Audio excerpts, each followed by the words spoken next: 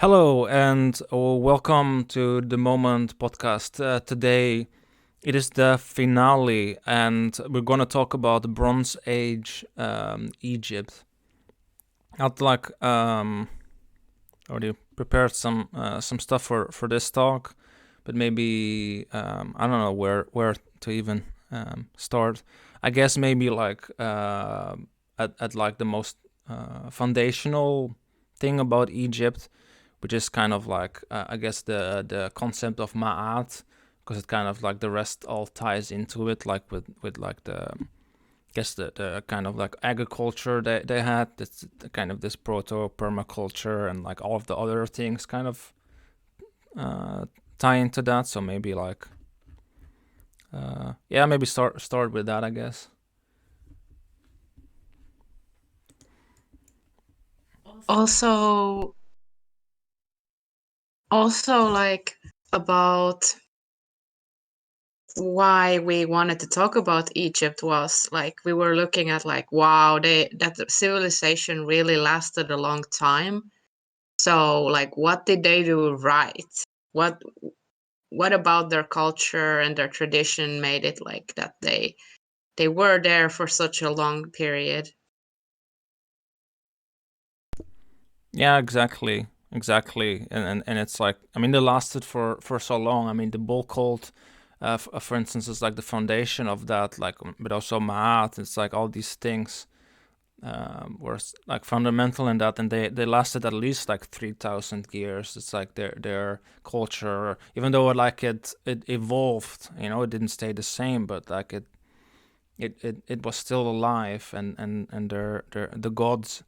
Um, and everything else that was connected to like what made Egypt was there like alive, and I think it's like yeah, indeed, like very impressive regarding that. But maybe I just want to like just bring up like this idea of Ma'at, like what is actually connected to for the people listening. That it is truth, balance, order, harmony, law, morality, and justice. And it said here, also, Ma'at was the goddess who personified these concepts and regulated the stars, seasons, and the actions of mortals and the deities, who had brought order from chaos at the moment of creation. And they're just like, yeah, also this essence of like working together with nature and with the world in it. Really, and a lot of this I think stems from like this idea of Ma'at and also the connection to like the Apis cult, but maybe like I want to leave it on that note for now, and let's see what yeah, started with that first.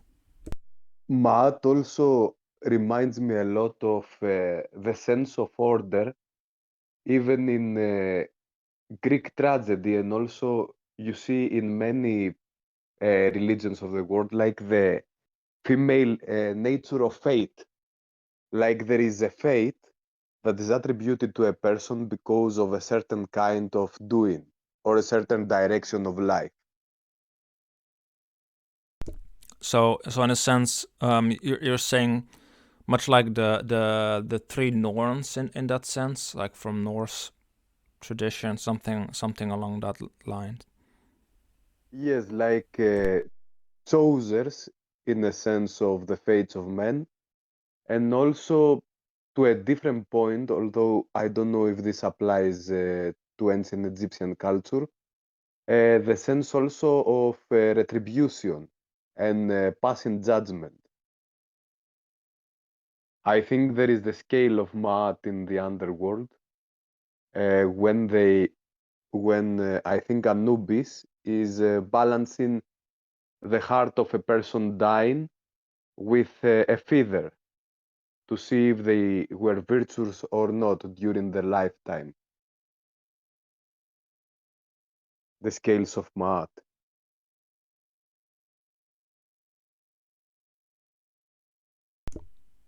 Yeah, that's true about like Anubis and the scales, and I think like yeah, he would weigh if like if the heart was as light as the feather. The feather represented truth, and the feather was like the feather of that like Ma'at is also represented with, like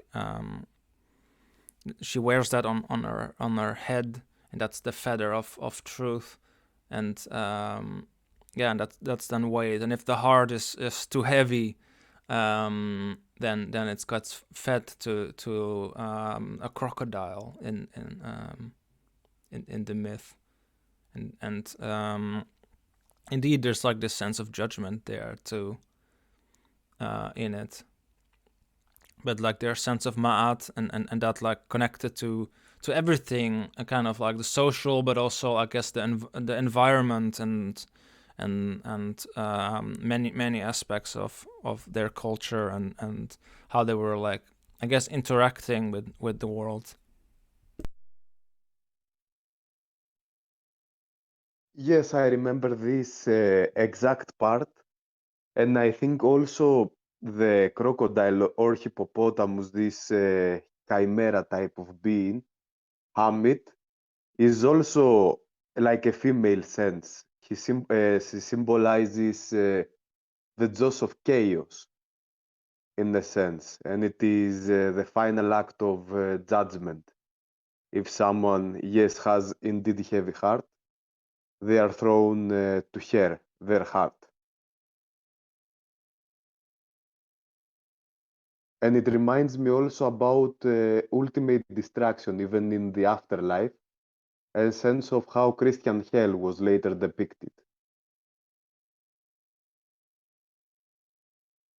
I think from what I've read, I think it was that they had to spend like a certain amount of time in the underworld, where the ones that had the light heart would go on to, I guess, something that would like later in Greece be something like the like Elysium, like the fields, the fields of reeds, I think it is. And the ones that have a heavy heart, they needed to go through the underworld and be there for some time.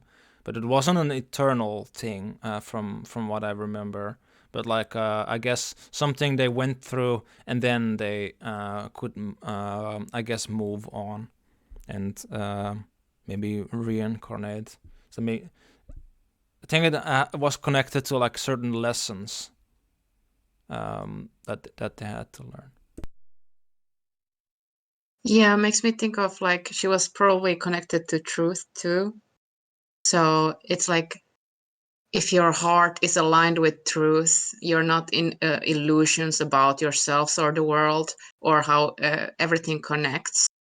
Then you can like move on and live in abundance, pretty much. But if not, if you are in delusion or detached from the world and your environment and your community, then you kind of are then in the underworld, so to speak, in a sense, because at least to me it makes sense in that way to think about it. Yeah, I really do think so, and I think like what you bring up here with regarding the environment ties very very well in also with, like, I guess the idea of what I really feel is kind of like proto-permaculture, kind of like this idea that they had, like how they were working with nature, with the river, how they were waiting for the flood, the Ankh had, then they let it waited till it would go away, Peret, and it would leave the slip behind, and then they would plant, and then it would be Shemu. And then they had like minimal like what they needed to do, and they had like these orchards of like trees higher up, and they and these like ditch systems that they had, these walls and like these different like things they built to really like help the water to flow in it. And they also respected the hippos and the animals in the river, the ecosystem, a lot too. So I think that's one important thing in, like, I guess, Ma'at too. And I feel like it's like connected to like an older base of animism too. But yeah. Yes, and in a way, like even though the flood can be destructive, they understand that in the long run, it is going to provide them with their wealth and the prosperity that the Egyptian lands were proud for. Even their names, it means fertile land, or even black land, like the land that has soil full of argillus, like it has sand from the river that makes it more fertile. And to a point, that's why they revered animals like this. You see, a hippo is a very dangerous animal, but then they have it in high esteem in a way to appease it as a sense. The crocodile as well. The canines that were near the graves, they also appeased them in a sense and made them into protectors of the dead and the ones who keep their bodies after dying instead of scavenging them. I think the same sense that happened with Nile passed on to other calamities in life, and they tried, in a sense, to leverage them this way. I think it's interesting that they regarded animals even as divine in a way. And like with the river, they found a way to work together with it by building these walls that would direct the water into their fields of agriculture where they wanted to grow things, and they had different kinds of crops probably too that kept the water then there once it came, and like use that flood to their advantage instead of being overwhelmed by it. They directed it, and that made things a lot easier for them, and then they actually had more time for other things. Yes, and compared to modern Egypt, if you consider that they made the dam as well as most modern civilizations, we are making dams to tame the water. We don't redirect the flow in order to keep its vitality, so we made it less fertile and less helpful for the land. I think you're right. It's kind of sad. Yeah, I feel like also to bring up, they also had these like other special places too. They had like these swamps and the marshes. They would like hunt there too, but like they kept these like I guess these areas which they just wouldn't touch. Those were like sacred areas for the hippos and for the crocodiles. And I mean the hippos kind of in a way were helping them too, because I mean they make these paths and they help to like spread the water out in a way too, to help with the flow and regarding the water. But also all of these animals, they were one of the reason why there's all this fertility in the river, in that what with the parrot then flew that came over the slip.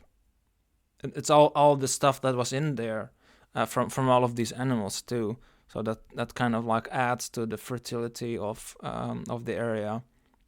And they had all these orchids too, and like the and trees and all kinds of different plants, and from what I've read into it, they really like planted like that so that they would have like the least effort to do things that like it very wet closer to the river, things that like it a bit more dry further away from the river, so that then you already have like proper depending on like the location, the proper like flow of like where the plants already like to be, so you don't have to unnecessarily water the plants, or like, oh no, my plants are getting too dry, what am I going to do now, kind of thing. So you didn't have to like so they worked with the I guess the valley of the river and the land, instead of like forcing this or like plants somewhere there, and I have to do all kinds of things. And I think it's kind of genius because it allowed them to like build all of these temples, and like and that's another big part of it too. It's like they that really helped them too in the long run. But these temples and what they did there too. So it's like, it's kind of like this, like, I guess this understanding with the river of the Nile and like the Ma'at that ties into it is kind of the foundation of it, that like everything rests upon. You had Anastasios, you had like brought up something earlier just before the recording started about like Ptah and the enclosure, and I think that kind of like ties into that as well, that they had this understanding of I guess of the of this fertility, also with the bull cult too. Also, the bull cult, you see it emerging in many areas of the period of the Bronze Age. And also, the bull is a symbol of fertility and a coming also of establishment, like you see it in Mesopotamia, like the heavenly bull. You see also the sense that there is bull symbolism for rulers and for tributes.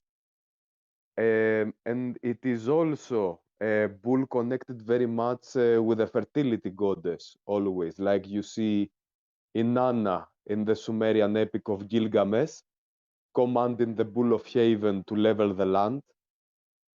And there is also bull symbolism even in Indo-European mythologies that appears a lot. And you see the same pattern appear also in Egypt with Apis, the bull, which is also connected to Ptah, the god of intellect and high understanding, and the word of the world.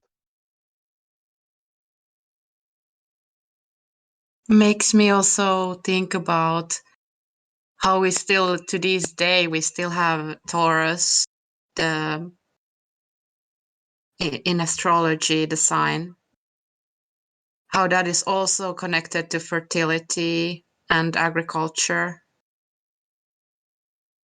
Yeah, I don't know, like one thing that is with like Inanna, but also like with, I guess, this connection to like astrology and like Taurus, and I think Venus that is connected to it. It brings to mind also what I had learned about like Göbekli Tepe, about like the mother goddess cult, like how the bull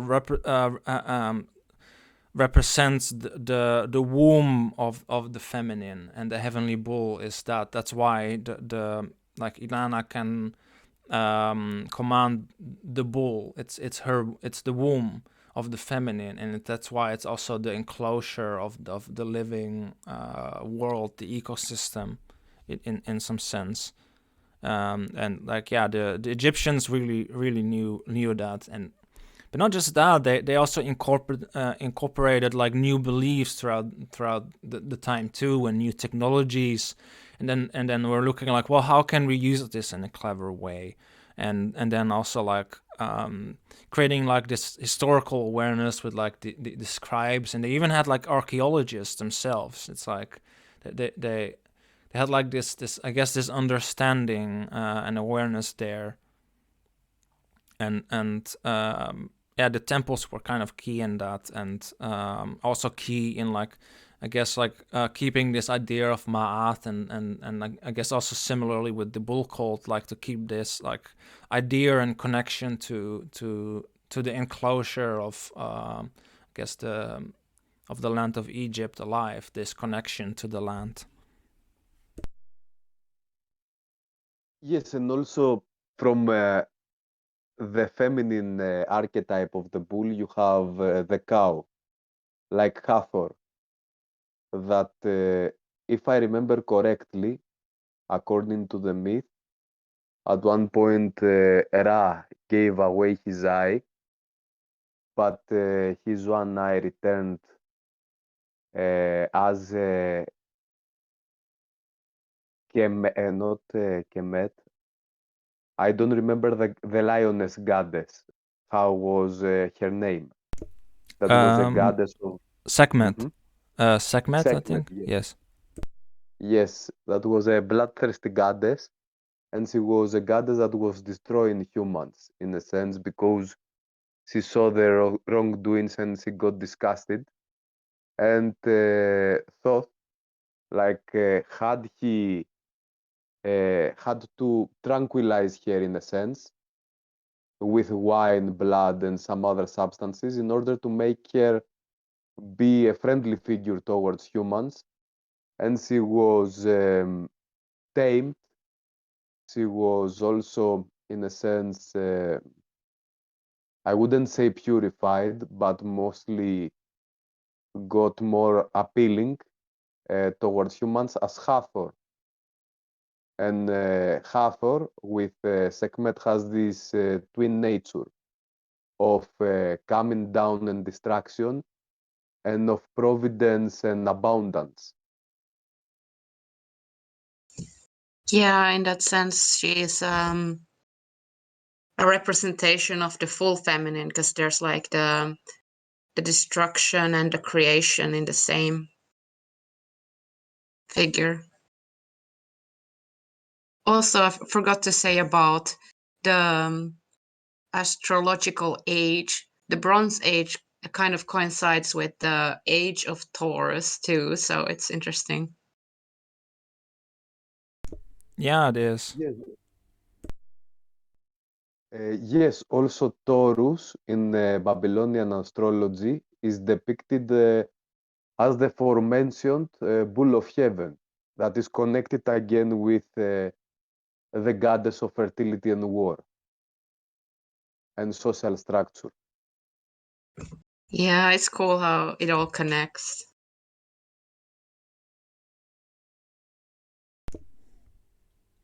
I really do think so, and I think like another cool aspect in that also is that like this I don't know, like this essence of like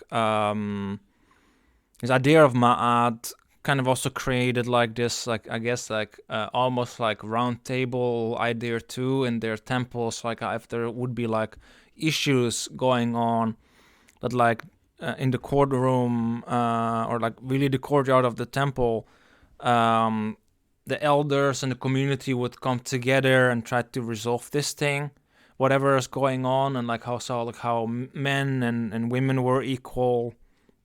So like the women had like were didn't have to be subservient in that sense, and had also like they had right to education, and like and there wasn't this like I guess focus on that, and there was more focused on like I guess the social status and like doing well to the whole, kind of more of that kind of idea, but also still like a high degree of like equal opportunity and freedom in the same time too. Like this, I guess they figured out this like this balance in that between like I guess the these two different aspects within like I guess this dance of math that they figured out, and this like connection to the land and each other, and but also like I guess this understanding of the full feminine to I guess through in Hathor and Sekhmet kind of then see like this this like duality and keep it I guess together, this understanding, so it doesn't become like split and like fragmented in some way. Yes, there is this sense that they provide the higher stance, and like if Ma'at can be the ascended sense of justice and a female figure, she would have two hands, one that rewards, like the balance, and provides for what is good, that is the Hathor hand, let's say, and one other hand that is a sword that has the judgment, as we see justice brought by Greek myth in today's court scene. You see it also with these two aspects. It is like for a higher purpose, we took these two formalities of the first more bloodthirsty and seeking resources societies of the Bronze Era that turn this inwards in order to cleanse themselves, like and create justice systems. The sword and the provisions. Also with the temples, I read about it that they had these temples. It really helped with the cultural continuity. Continuity? Yes. To keep these like concepts alive and like known in the culture. So then that helped them to really be working together. And since they had this agriculture at some point well figured out, so that they didn't have to labor so much for it, they had it planned out so well. So then they had time to build these temples and these beautiful structures that they have. And in there, they then had like this culture and all this mythology and symbols preserved kind of, but still like living and evolving too with the times. But that there was these priests and these scribes that brought these traditions forward with them to the future. So I think that was a very interesting point too about this, like how did they get to that point, and what helped them to keep it going. I mean, regarding these, I guess these myths too, they had like two very important myths also to them, and it was kind of like this. It's like the Ra, the solar bark, and the snake of chaos kind of myth, like where he's fighting the snake of chaos. But there's like on this solar bark, there's all of these other figures too, like Ma'at is there, Hathor is there, and Thoth is there, and Anubis is there too. And they're all like working together on the solar bark and help each other out. But there's this essence also of like the both the light but also the dark, the underworld in that too, and kind of like this, I guess this cycle of like kind of like the seasons and like life in general, like the day, like how that happens in this symbolism. Connects also to like, I guess, consciousness and unconsciousness, but also the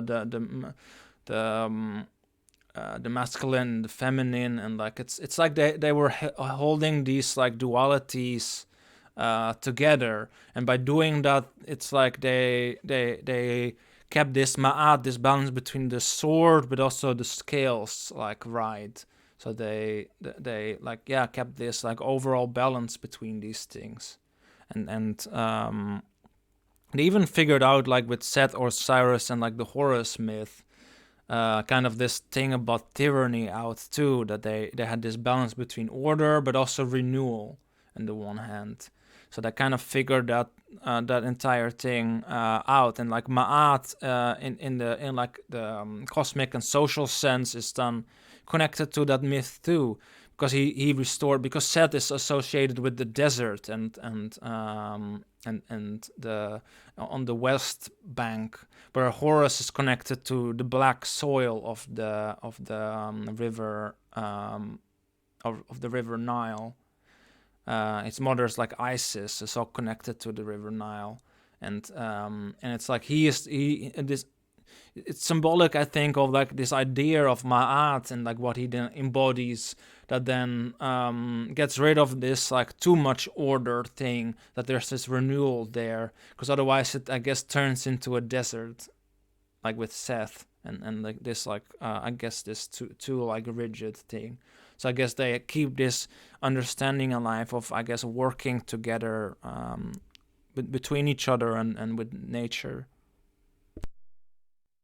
Yes, Seth has this sense of the wildlands, like coming into the desert that is rough and hurtful, and can also hurtful and can also like be a very dangerous place. That was something that civilization didn't want to live in anymore. Like we always make shelters, and the stoutest shelter back then was the first mega cities that were made for this era. And Set is like the ruler of what is outside the frontier parts of Egypt. And what is interesting about Set is at one point Apophis put all gods into a trance in order to rule them over, like he hypnotized them, and Seth was the only one that could see through the hypnosis. Because maybe he came out of the storm and harshness of reality, that he could see clearly what was happening. And he was able to injure Apep and continue like and help the struggle of gods against chaos to continue, even though he is a chaos element himself, but he stands for the gods. Yeah, I really think that they had something interesting going on there with balancing out the chaos and the order. It's like if you have too much order, it leads to destruction. If you have too much chaos, that too is destruction. But if you balance them out and let them like dance together, then you get like something that can actually last, because it's not too rigid, it's a bit flexible, and so on. Yes, and mostly this wild card aspect, you see it with the storm gods and many aspects of Egyptian mythology are in some way made of service for the greater good, even though they are hard to command or even enemies at some point in the Egyptian mythology. Yeah, so there was like this, I guess, concept or feeling of working together for the common good, it seems. Yeah, I mean, even like on the solar bark, sometimes instead of like Anubis, I think it is Seth who is there fighting the snake of chaos there, and like Ra is there, and all the other figures too. So it's like, so it's like he's yeah he can maybe it's like an element that can either become too tyrannical, but at the same time he's like there as like a chaotic, I guess, element too. But he is there like but he can keep off the snake of chaos at the same time too. But there is like still this like, I guess, balancing out needed with again I guess like the other gods to keep all of this like balanced out, so it doesn't become like too either tyrannical or like it just dissolves into like chaos kind of thing. So if those two things can like work together, it's like it's a lot like this idea of like the two lands that they had too, like connected to Ma'at, and that made me really think of like the divine twins on like consciousness, unconsciousness, but at the same time it like kind of is like the upper and lower Egypt, and like how those two need to kind of also in a way work together, and they can't really like do just whatever, because I mean the swamps more towards the swamps and like the the swampy forest more closer to like the sea couldn't be like, they couldn't just get rid of that because they were needed for as a connection towards the more upper or like, you know, more inland Egypt. But then the more inland Egypt would generally tend to get more rain, I think it was. So it's like so the ecosystem needed to stay in place so that the entire system like works. So the different parts of it, because if they would like fuck up anywhere in the system and didn't respect the animals and like kind of in that sense the ecosystem, I guess, and this dance with the river, then things would go wrong. And yeah, so it's like. They really were smart. They really had this like big overview of things, I think. Yeah, it seems like they were connected to the kind of to the landscape in that sense. Also, like about the divine twins, it is very interesting that you have Horus that symbolizes Pharaoh, and also he carries both in his eyes the blessings of Thoth and Ra because of his mother. But in some legends, he has a brother like Khonsu, or even Khonsu can be considered his son in another legends, that he is the moon god. And it is interesting that he was also revered very much for the pharaohs as giving counsel. And also, he was a warrior god as well. And you see him like in Moon Knight in the Marvel's comics. He got popularized very much because of it in modern pop culture. Khonsu.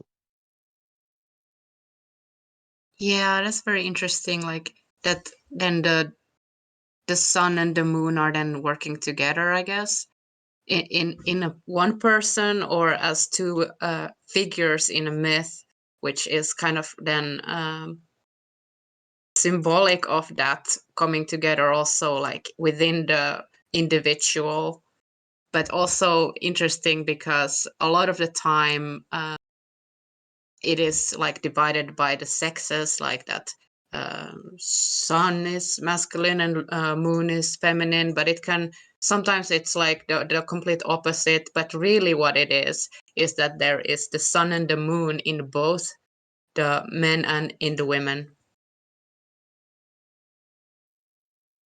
For example, an interesting part I just noticed is that Khonsu means the traveler, and you have the moon doing orbit around the sun and going around more than the earth, like it moves more than the earth because it moves all the time around the earth, and the earth moves around the sun.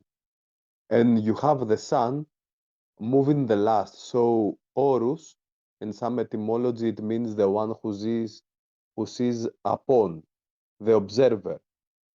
So you have the one who sees with his eyes and the one who travels with his body, the distance. And they could be also the same person in the end, in different faculties. That would be an interesting approach, I think.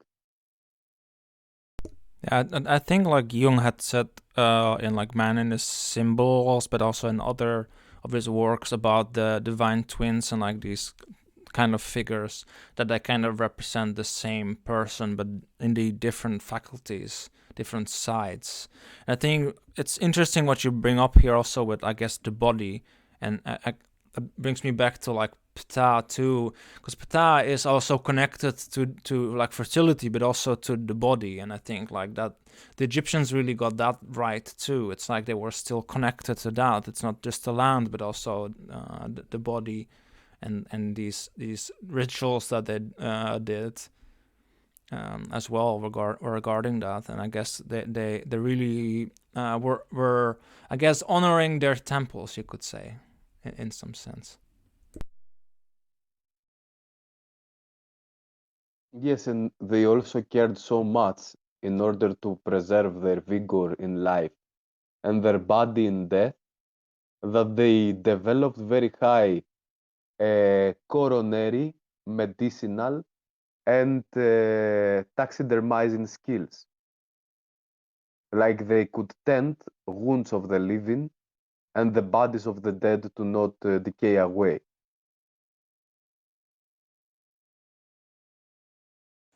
Yeah, and that really requires a lot of like truthful information about the physical world where we live to be able to do that. So they were really grounded, it seems, in that sense. That kind of proves it. Yeah, I think so too. That they really must have been very grounded regarding a lot of these things, like how I don't know. They had like a lot of these things, I guess, really figured out, and it's like the yeah.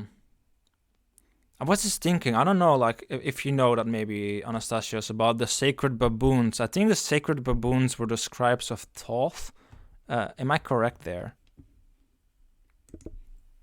I think yes, and also Thoth appear, I think, in one aspect as a baboon, as a white baboon, but I'm not sure. And I think I think Joe Rogan could learn a bit about that, about the sacred baboons. He would be proud. It would be the intellectual side of Joe Rogan. And it is interesting that in China also there is the white ape, like in its tradition, like a being that comes very prominent with the form of the ape. Some have it as Sun Wukong, some have it as the progenitor of men.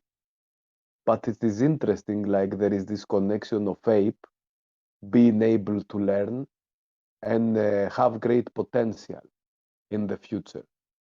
Maybe it could connect also with the full archetype in a sense. That makes a lot of sense with like Thoth, but also like Hermes connected to that as well. And I guess this trickster element, it's like the trickster cycle, in a way. Well, like what Carl Jung talked about. There's like these different cycles and like the hair and all that on, and the hero, and maybe in a way that with Thoth and these different myths, they kind of had that, I guess. To quite a degree integrated as well. I mean, if they get all the way up there to like Ma'at and this kind of like understanding, they I do think they probably were kind of like very integrated people to be able to that they figured this out. So they like what you said, Lynn, like they needed to be very embodied then, or they must have been very embodied for all of this to figure that out, or maybe like in general. I mean, I can't speak for all the Egyptians, but in general, it seems like embodied enough to like keep this thing going for a very long time. They had like their intermediate periods where things were falling apart for a while, but then they would always reassemble and always get back together, and Ma'at was there like crucial in that, this idea of the two lands. It's like, God, we need to like work together. We need to like get back together because otherwise we're fucked. Kind of idea seems to be like important in that. It's like it's very like awesome. Yes, it is very cool. And right now that I notice, Khonsu, his scepter, has the same symbol, this spine-like aspect on the top that has a head similar to Seth, is the same scepter Ptah holds, and also it is the same scepter that Osiris holds. And I think it is a masculine symbol in the hieroglyphics that has to do with standing something, but it is not completely understood. As you have most female figures holding Ankh, that is considered as the giver of life, but again, it is not completely understood from what I know. And these two kinds of instruments are also archetypical in like in Egyptian culture. You see them all around and held by different deities. But yeah, Osiris in the underworld also kind of like makes me then feel, or like connects to, like, I guess night too. Like night is also like often connected to that. So it's like this link, I guess, really makes sense. I'm thinking now on the symbol they hold. I try to remember like the original meaning of it. If you see Thoth, he holds only the single scepter with the head, whereas Ptah holds the spine one. It is some kind of like symbols that depict these gods' powers.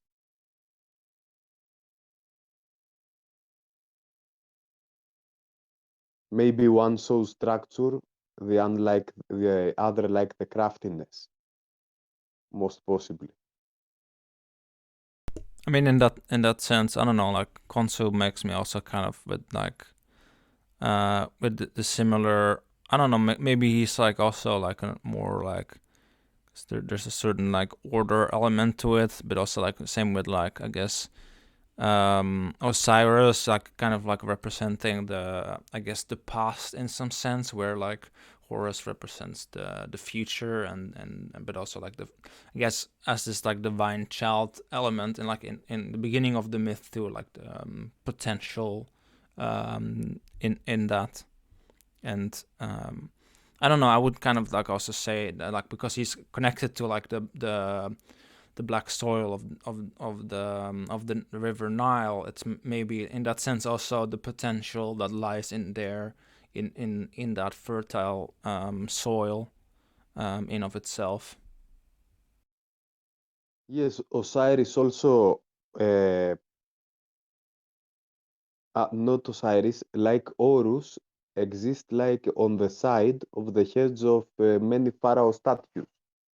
For example, you see him like giving counsel, a hawk, to the ear of the pharaoh, like giving, attributing him with good governance and counsel.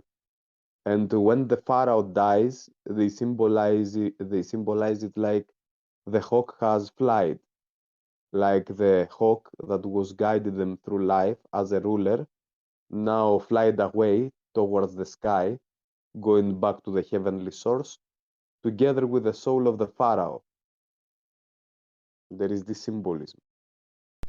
I don't know, but with Horus also kind of in that sense, because he has like both the sun and the moon are his eyes. Makes me kind of think like there's like a symbolism of, but he was also connected to like the soil too. It's like there's like a symbolism of the self in that, like he unites these different aspects of like of, I guess, like Egypt. Maybe that what is guiding the pharaohs is in that sense maybe the self. Yes, and also Osiris also, his symbolism, he symbolizes the archetype of what a ruler should be. Like his name can symbolize power and to see something done. Also, the pharaoh holds two scepters. One is attributed as a whip, and the other as a hammer, if I remember correctly, and then they change through the ages. That came to mean like authority and persuasion, something like this.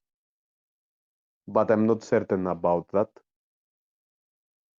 The Egyptian mythology like is is really vast, and there is a mystery even now. The more deep you go, it becomes even more unfolding. Yeah, it really seems to be. I mean, I guess it's why they had their own archaeologists at some point to like dig back into the past and like, guess like yeah, I guess relearn some of the stuff from the past, maybe like to keep that alive. That I guess this like connection to the land throughout all of this time.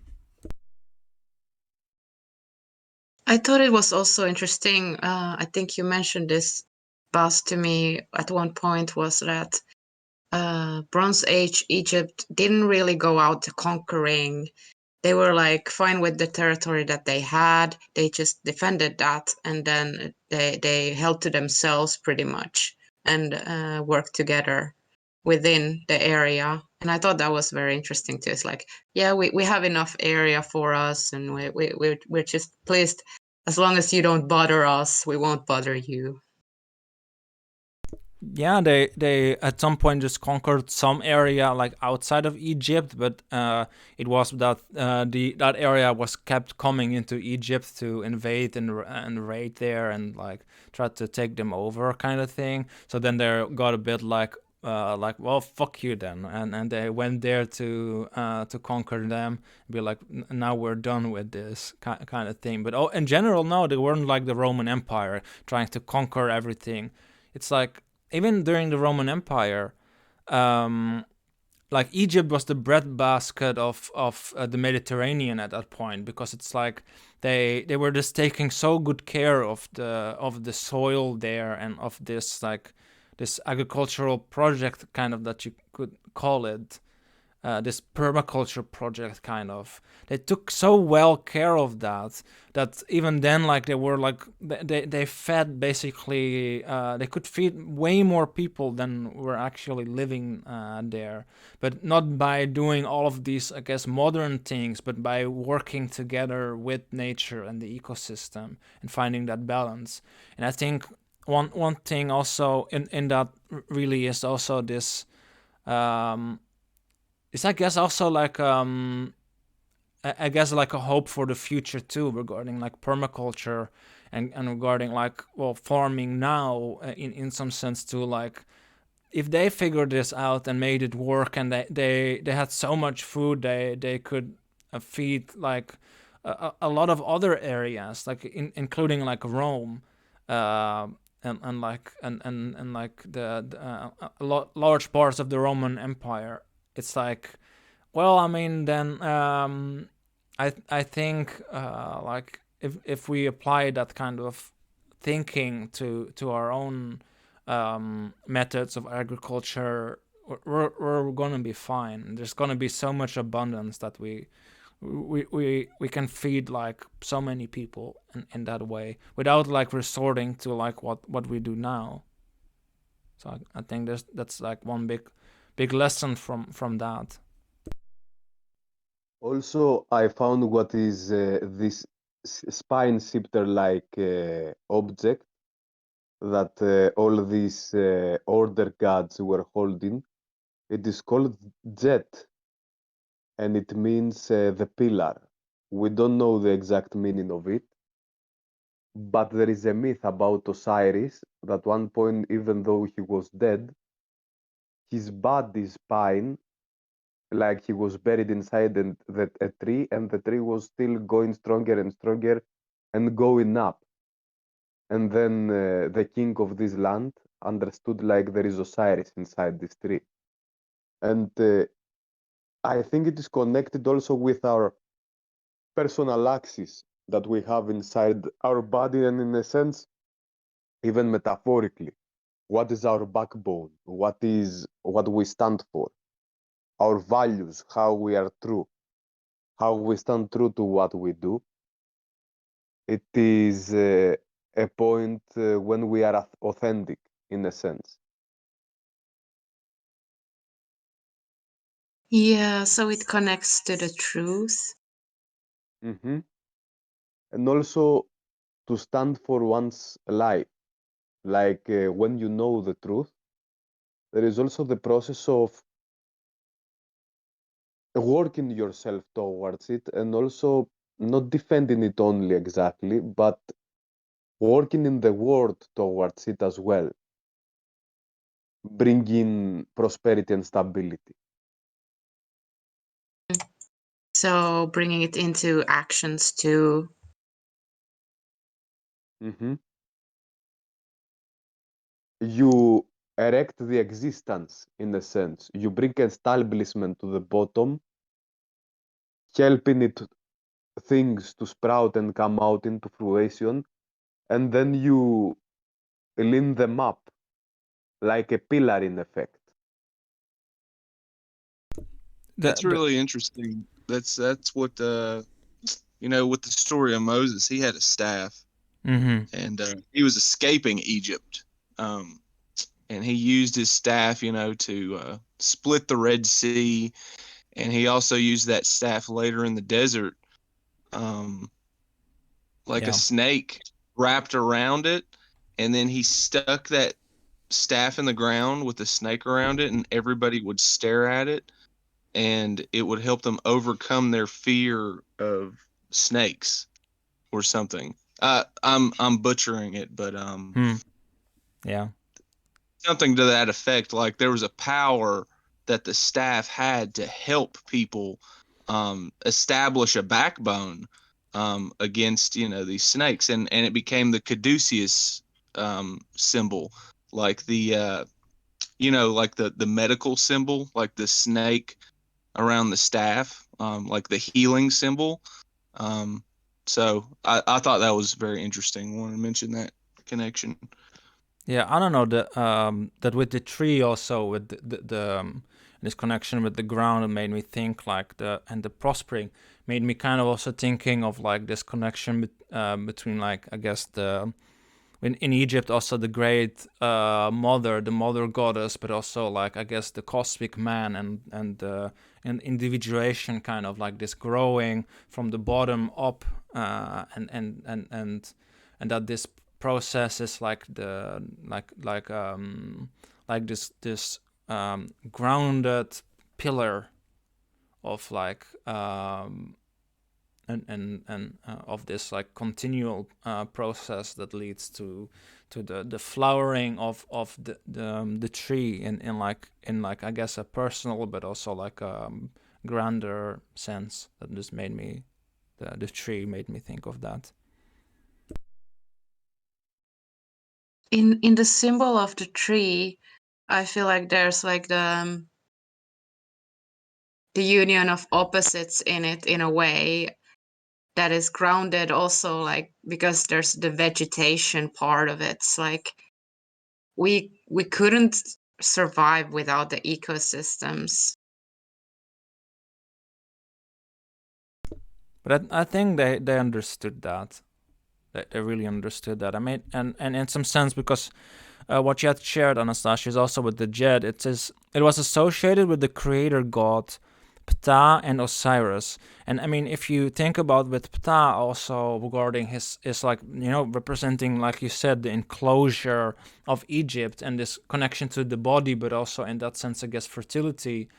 I would kind of then think like that and also how they're connected to like the pharaoh, the king symbolizing like this symbol of individuation too. It's like it's this symbol of exactly that, of this pillar. And I guess that pillar is, I guess, like in that sense the cosmic pillar, or like in the myth of like Shiva and like Shiva's Bhairava, for instance.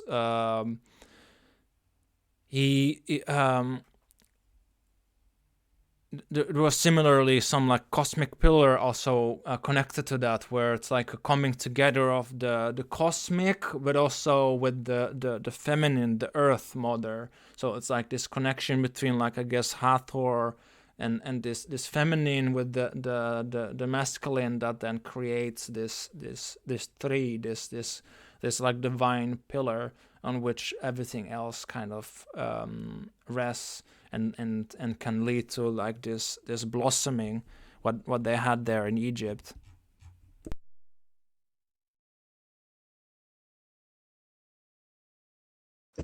Yes, and Beautiful. also, yes, this is also a part of how we consider our life and our thriving, like in everyday life. Like I stand it for that. I stand up for these values. Also, I upstand this project. Like this came up, this stood through the time. And I think also standing is connected with the sense of a tree and durability as well. I think something that made them so successful was they knew their limitations. You know, you're talking about they knew very well that they needed the ecosystem. They needed like a spiritual connection. They needed a leader. You know, they knew these things. They knew that they had limitations, and they set up their whole society to, like, you know, buffer everything, to, you know, make everything more robust and connected. And I think that's a really beautiful thing. And I don't know why, just listening to you guys talking, it's just that's simple to me. I think a lot of civilizations that fall hard and fast, but they also rise quickly, they don't know their limitations. They don't care. They think they can do anything. You know, they think, I don't know what they think. They think they're gods or something, you know, and they just take it way too far, and the rug gets pulled out from underneath them. And for whatever reason, the Egyptians, they made it the longest, it seems. And I think it revolves around this knowledge of their limitations, of exactly what they are, you know, as people, and what they need to blossom, to flourish, you know, to open up like a flower, like you were saying, and really harness the power of the Nile and all of the seasons, you know, for their agriculture. Yeah. I really love what you brought up there. Me too. It actually was like I think it was like the Byzantine Empire at some point conquered them, and then they closed all of the temples, and that's when it ended. I think it was like I guess like I guess you could call it the Age of Pisces already. It's like they lasted that long. They were like they they were there for so long, and the temples that were closed were also the one of the bull cult of the that with Hathor goes all the way back to like it's very very ancient stuff. But it's Yeah. also like cool with like the I guess like how they did this with their agriculture, like how they did it in such a like good, well thought out manner, that they could then build all of these like wonderful structures and all of these, think about all of these things, these buffers and all of these things, and then figure out all of this other stuff and build the pyramids and make all of these like amazing things, all of this art, the symbols, and yeah, doing all of these things there. I mean, and then there's still like the thing in like some of their temples, they would take like mushrooms together. I think you had brought it up one time, Neirum. Mm-hmm. They ate the blue water lily, and that was a psychedelic, you know, flower that grows around there, grows on the Nile, I believe. And they had, you know, pictures of this everywhere, and depictions of the third eye, often with a image of a cobra, uh, a hooded cobra coming out of their forehead. Um, So yeah, they definitely knew what psychedelics were, used them, and I don't know specifically about mushrooms, but I do know for sure about the blue water lily and perhaps some other types of psychedelics that they used, as a part of their spirituality and connection to the divine.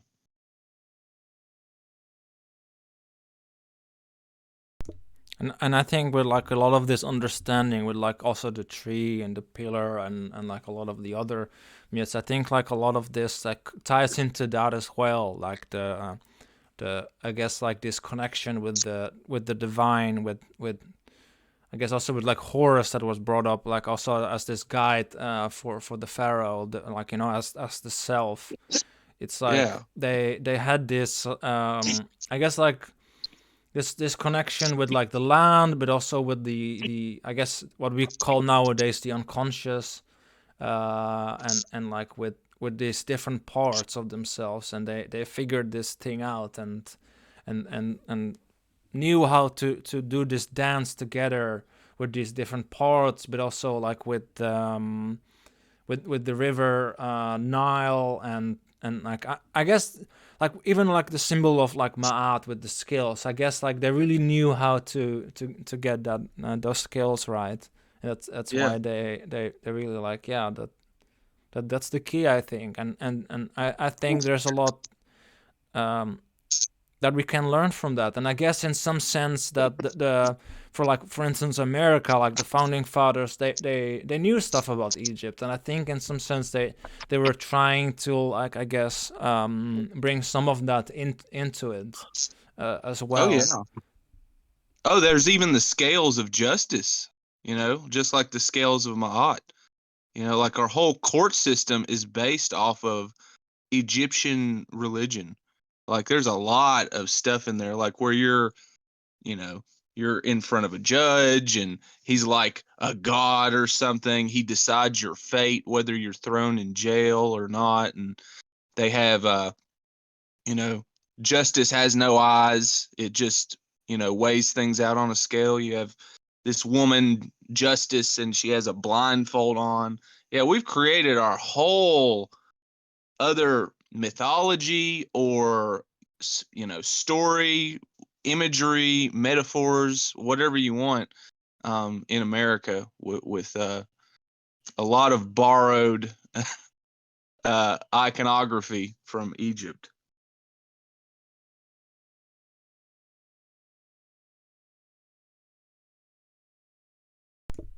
One thing I wanted to mention, and we've talked about it before, privately about Egypt. But what is it that led to their fall? What is it that made them, so weak where they couldn't defend themselves from the Byzantines? What is it that made them stop believing in their own religion? They kind of, seems to me they like lost their way, they lost their spirit. It didn't have the same effect as it did on the earlier Egyptians as the later Egyptians, and also they never really expanded their territory like the Romans. They just kind of hung out, and I'm not saying that's a good or bad thing. I just think it's interesting to me because many other empires, would go out and conquer everybody and spread their civilization and build cities and roads and all this type of thing. But, Egypt didn't do that. And I wonder I, why thi- that is. I think Egypt was super centralized. For example, in Roman Empire, you may had an emperor and you didn't have a clear dynasty, like, okay, you had his family for some centuries, but always there was competition. They Yeah. would take him down. In Egypt, it was crucial to be in the original land near. For example, Egypt at this very high point, it expanded up to modern day Turkey almost, Okay. and also reached out to Western Africa as well. Like it became very big and covered a big part of Ethiopia as well, but and had colonies, but it was always very, very tied to the people, tied to the certain area, like because they were godified in a sense, Yeah. and the places were sacred, they wouldn't dare very far from their original places and temples. And also, like it started to fall a lot in Egypt after the conquering by Persians. Right. When Cambyses the second, I think, like the grandfather of Darius, he conquered Egypt and he slew the bull of Apis. He became crazy, and Egyptians didn't like him, and also there was a mistrust between Egypt and Persia. Let's not forget that Egyptians had very good relationship with the Athenians. Yeah. In 2 points, they wanted to revolt and they called the Athenians to help them against the Persians. Mhm. There is one word, like public word by Demosthenes about this. And Demosthenes discourages Athenians to help the Egyptians because they don't have the resources. And it is the same reason why Egypt didn't fight Alexander the Great. It is one of the areas that welcomed him. So one big part was the Persian. The second part, I think, and it is because Egypt didn't rise after the castration by the Persians as political power again. It became its culture, its resources, and its land, little by little, something crucial for its empire that came after. But little by little, its role as a core Egypt got demoted. Like, of course, you have in Roman times when Julius Caesar conquered Egypt, and then you have Octavianus, August, like taking Egypt from Cleopatra and Antonius. You have Egypt as a Roman territory, and it is one of the crucial territories, like all the Alexandrian sophists and mysticists that later became even Christian Gnostics or philosophers, Mhm. alchemical philosophers and such. They came from Egypt culture, and Yeah. you have Egyptian high royalty. You have people like with Greek origin that they still follow the Egyptian way of style. And the Egyptian, they learn Coptic, they learn the Egyptian rites. It is very important. And even in Egyptian Christianity, like the Coptic one, you have Saint Christopher depicted as Anubis. Whoa. Okay. I can share the picture. Like it is Well, he was so Yeah, the dog guy, right? Saint Christopher. Like, yeah. Anubis is the jackal-headed, so it makes perfect sense. That's yeah, that makes a please lot of please sense share. actually. actually I think the event with Saint Christopher happened near Egypt. So he may be completely a retcon for Anubis. Whoa, that's really heavy, man. Wow, I need to look that's more into that. Like even you see Ankh in pictures Yes. Yeah. in Coptic Christian church, and for these reasons, many Christians like consider them as pagan, but it existed.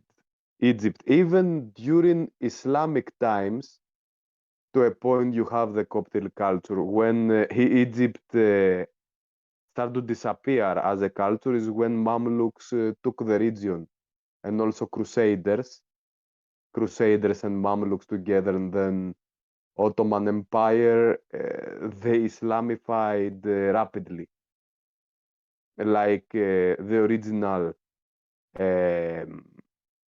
let's say, taste and individuality of the Egyptians start to diminish fast. And also, it was a great point of sharing mystical Islam at one point before becoming very Sunni. Like it was a strong hold for Ismailists. Man, that's heavy. Like, not only the St. Christopher thing, but the Ankh. Like, I guess I had never really thought about it, because it's a crucifix basically, way before Jesus happened, and here comes this symbol again, except without a loop on the top. It's just a straight line, and it's what the Coptic Christians adapted into their cross, but instead of an oval loop, it was a circular loop. Yeah. That symbol is very interesting. It just means life, but it was also part of their words. It represent a sequence of 3 consonants. There's a lot going on with that symbol. With Egypt in general, just man, it just, the rabbit hole goes down and down and down. Like, Yeah. there is also in late Roman period, in the sarcophagus they found, they have their faces on the top painted, like Roman art. Yes, it is interesting. Like, there is one video called Faces of the Ancient Egyptians that has to do with these burial rites of later Rome, and even early Christian, that they have their faces on the sarcophagi. Oh, I see what you're saying. Yeah. On the outside, the top, they painted their faces on there, where you could like, I guess, go visit them and see their face. That's a very interesting concept. Huh. Yes, Yeah, and also you see, yeah. Sorry, go ahead, man. you see how they looked like. Yeah. It is very interesting. Like, there were people like this at one point. Wait, here it is. This is the reference, like the mummy portraits of Roman Egypt. Like, you see, this is Egyptian royalty back in almost early Byzantine times.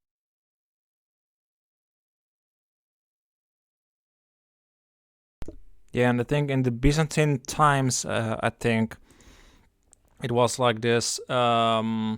Justinian I, then, who closed all of the temples. And I think that has a lot to do with it, because the temples, like how we had brought up way earlier, kind of was this element of continuation. These scribes and the temples that connected them to, well, the land, and provided this connection that they had. And I think that seems to be very like key in that. And I think that's something like that can be learned from too. That there needs to be, I guess, this like center of like community and coming together, kind of in this way, but also like this, I guess, like wider, I guess, like sense of community that was created through these temples, like how I guess the gods, the different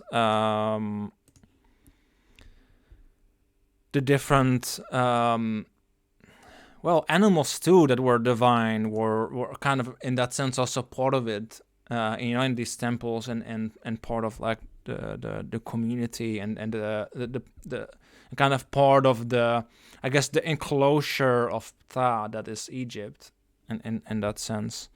So it's all like contained within that, and in that sense it's like it's also a symbol of, I guess, the of the whole again too, in that, like how that all is kind of like one community and one whole that like needs this like balancing out and working together with each other, like how you Anastasios said about Sekhmet too, and in that sense it's like I guess it's like the the devouring or destructive side of the feminine, like, or maybe like the side of nature that is like has tooths and claws, kind of. But they and figured out like, wait, but we can like work and dance together with this, instead of like being all like about it. Like they still held that, like with Hathor and Sekhmet, kind of like this full femininity still in view, and they similarly seems to be also like with the masculine too, and they knew this, like, I guess, full range of that. So from that could grow then, from this fertile ground, both I guess the Nile, but also in some sense the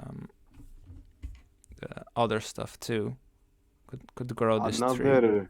Okay. Another Coptic one thing, another Coptic Christian remnant that he was also a warrior saint of the Christians is Saint Munas. Like, from his name, I think, comes from the ancient god Min, and he's depicted as such.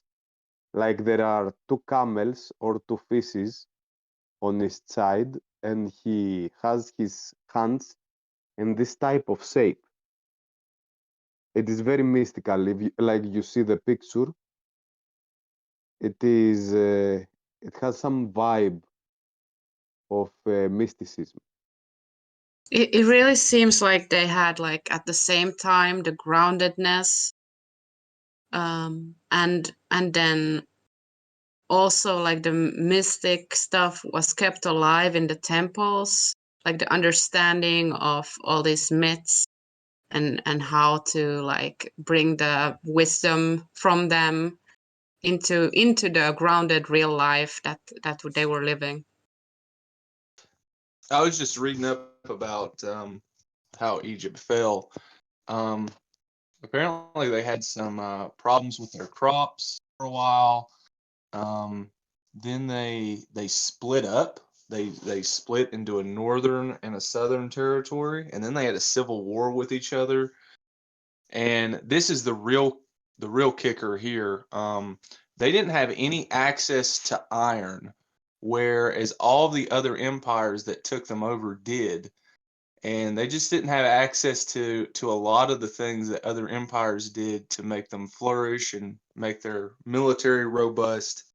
And people came in through there with Iron Age weapons, and they didn't have them, and that hurt them even worse. It was a lot of things. Their whole society just started to fall apart, and they lacked leadership. And they just lost their way, and everybody else just consumed them. Is what happened.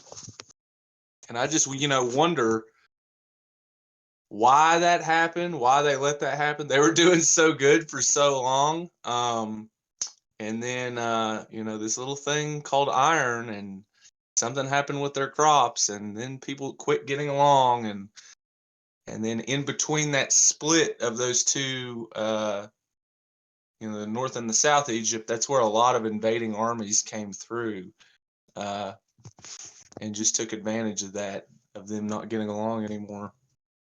And I think that's such a shame for getting so high up there with your concepts and your engineering, and and your writing and your philosophy, and then you're just oh, it doesn't matter. These dudes got iron. You know, you're dead. It's over for you. It's that sucks. I wonder if there's a way that could have went down differently. Seems Or like what? it was like gradual entropy, then probably different reasons together caused that like deterioration of the culture. Mm-hmm. Yeah. Yeah. I And I think, wonder if and there's yeah, anything you can do about it, because it just seems to happen over and over again. But the Egyptians went the longest, you know, yeah. without that happening. Sorry, go ahead, man. Yeah, I just wanted to say, like, maybe, like, I mean, what you can add to that is, I guess, is just like, I guess, well, they just didn't have access to it. So I mean, I guess that's probably that regarding the iron part, and so yeah, that kind of was what it was.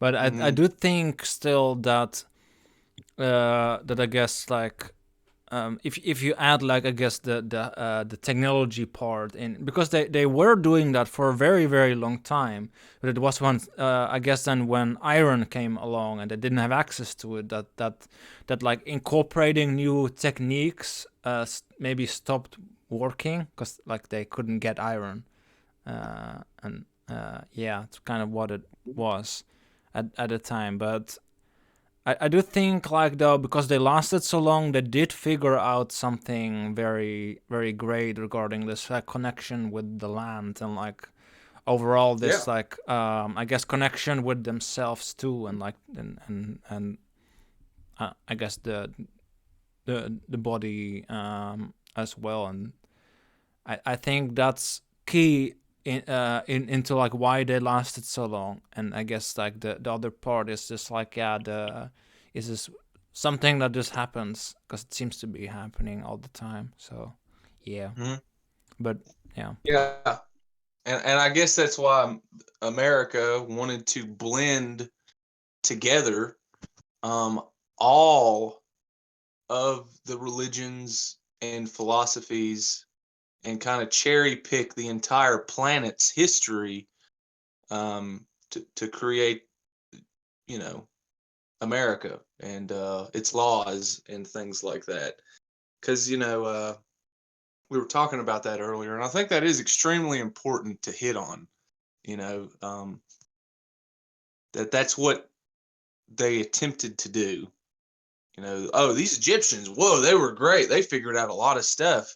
What happened to them? Oh, well, they got took over. Their military wasn't good enough.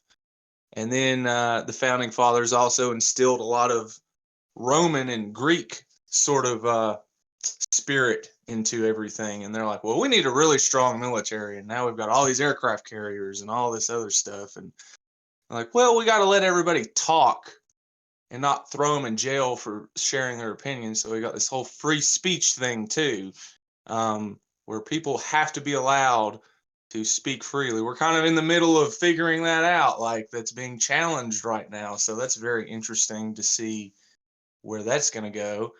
But the core tenet, these core ideas are in there, cherry picked from all these great civilizations.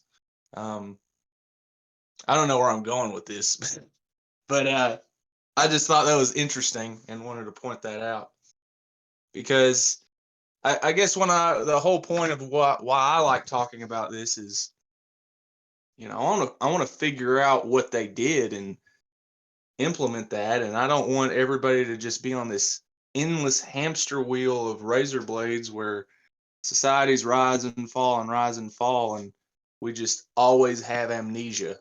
You know, like we never get anywhere, or if we do get somewhere, we like rediscover it and we think, oh, that's great, and then we like fall again. and then somebody discovers that dude's bones that discovered that thing, and it just to me personally, I'm like, history feels infuriating. You know, it just keeps rhyming.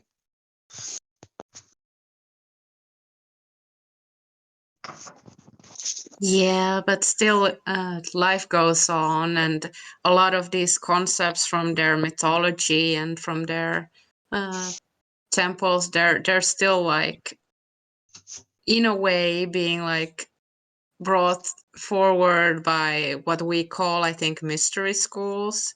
A lot of those like things are still like in the culture in some ways, but hidden like for some time after, and then they are there, that knowledge, but it's just not there for everyone. Not everyone is familiar with these things.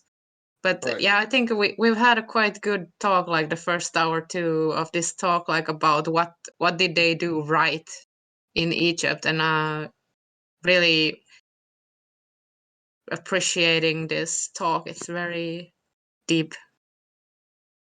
Yeah. Yeah.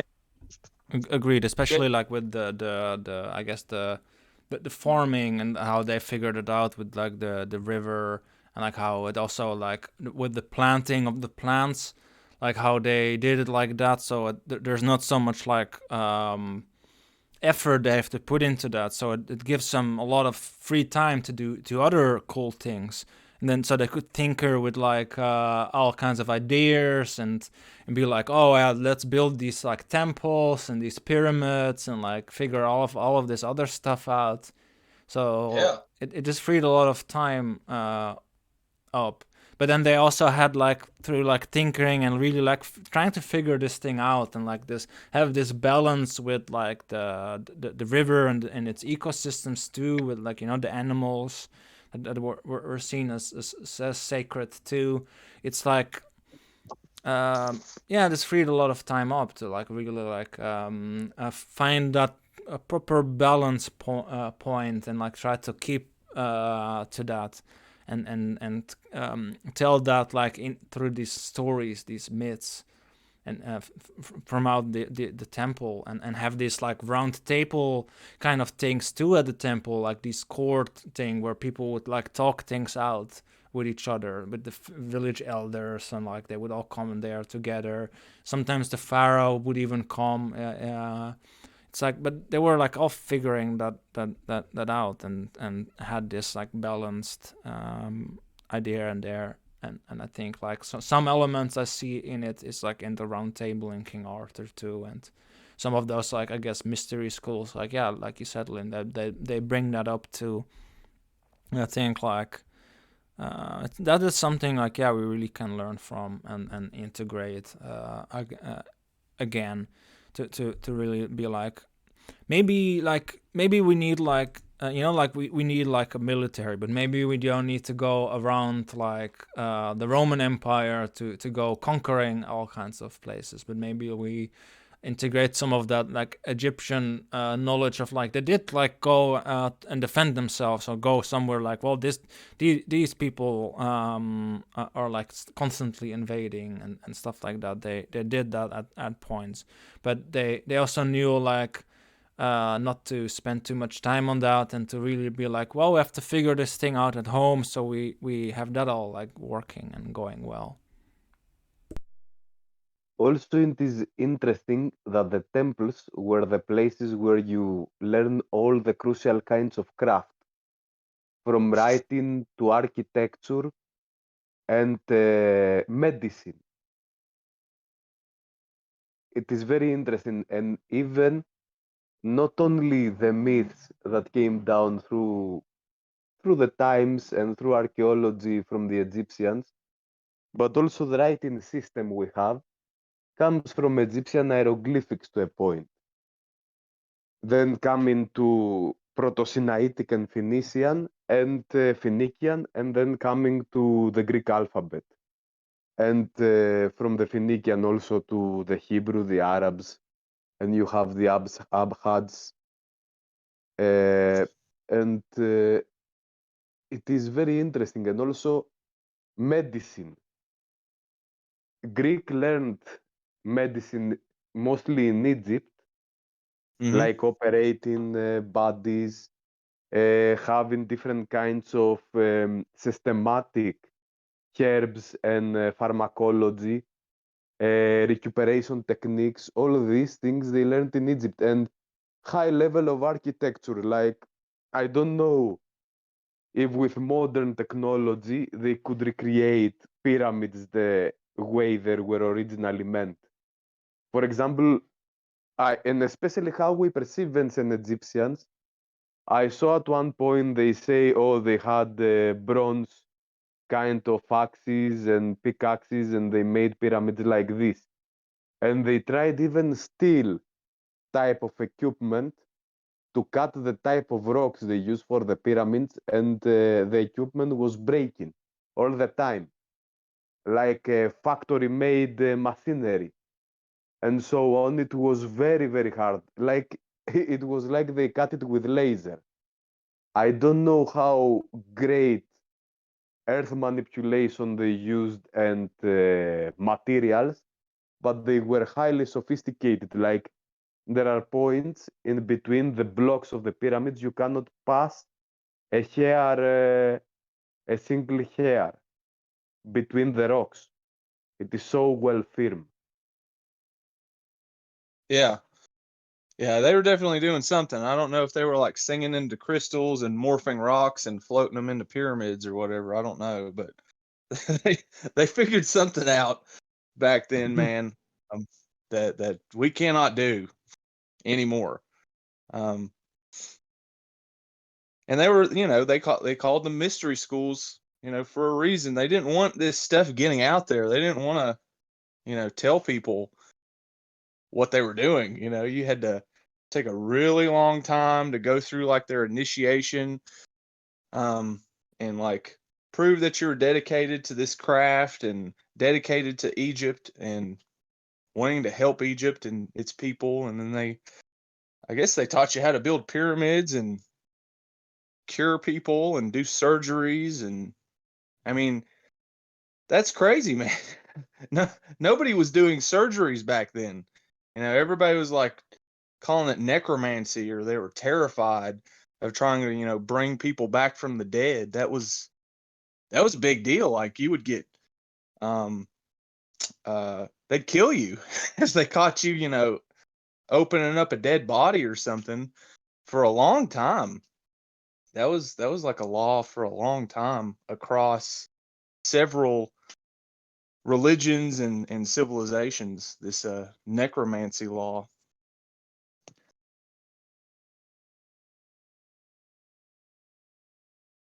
Like I I've guess it never was, heard about that. yeah. Interesting.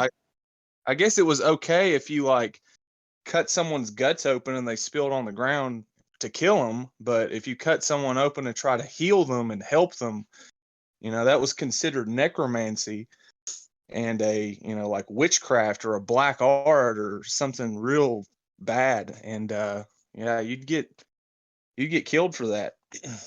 I think one of the first successful surgeries was the removal of an appendix or a gallbladder or something in Baghdad. This guy named Ibn Sina. And it was illegal in the Islamic world too. Like you're not allowed to, cut on people or do surgery. They called it necromancy too, and they would kill you. And one of these like this royalty, like a prince or something, his appendix or his gallbladder bursted or something, and this guy working on it knew what it was, and they let him cut this guy open and do necromancy on him or something, and it fixed him. And so then everybody started to chill out about like surgeries and stuff. But then, you had Genghis Khan come through there and kill everybody, and I guess they forgot about that for a long time. And but anyway, I digress. It's just really cool. They were doing stuff way before anybody else was even thinking about that. Yeah, I really think like they knew their stuff about the body too, and Yeah. I think I think it was like someone on YouTube, maybe like one astrologer, Timothy, had brought up about like how regarding like the different oils also like in the temples that they would use and like in their rituals and like in general, they really like they I don't know like they knew how to take care of themselves, it seems, and really like have this good connection with that. And yeah, I think it's pretty amazing like how well that was all figured out, and that they did those things.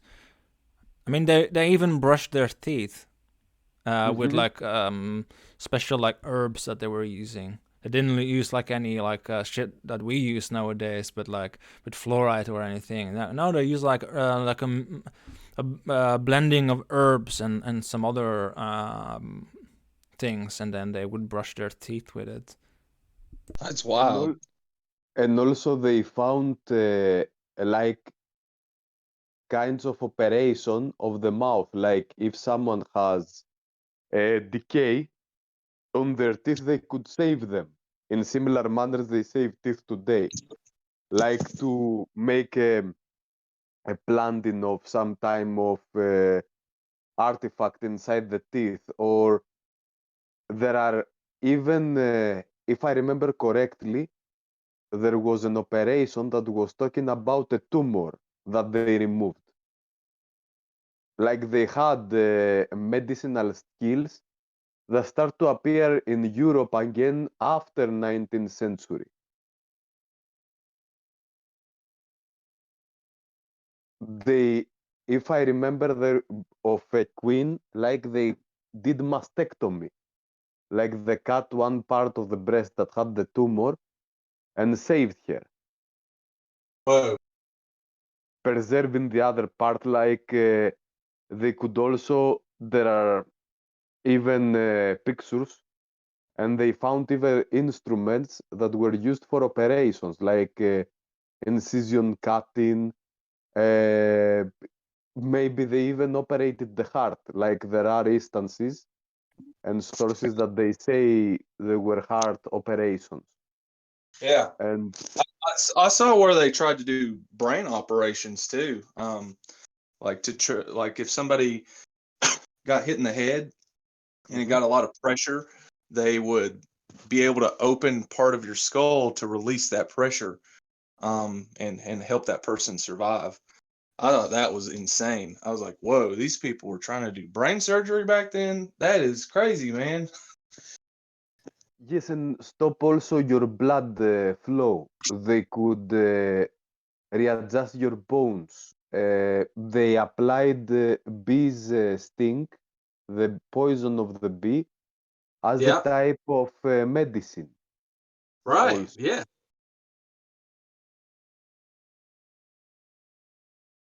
Well, they I'm were glad they very, wrote very. all that stuff down in stone. I'm glad they wrote everything down. That seems, like what you were saying earlier, Lynn.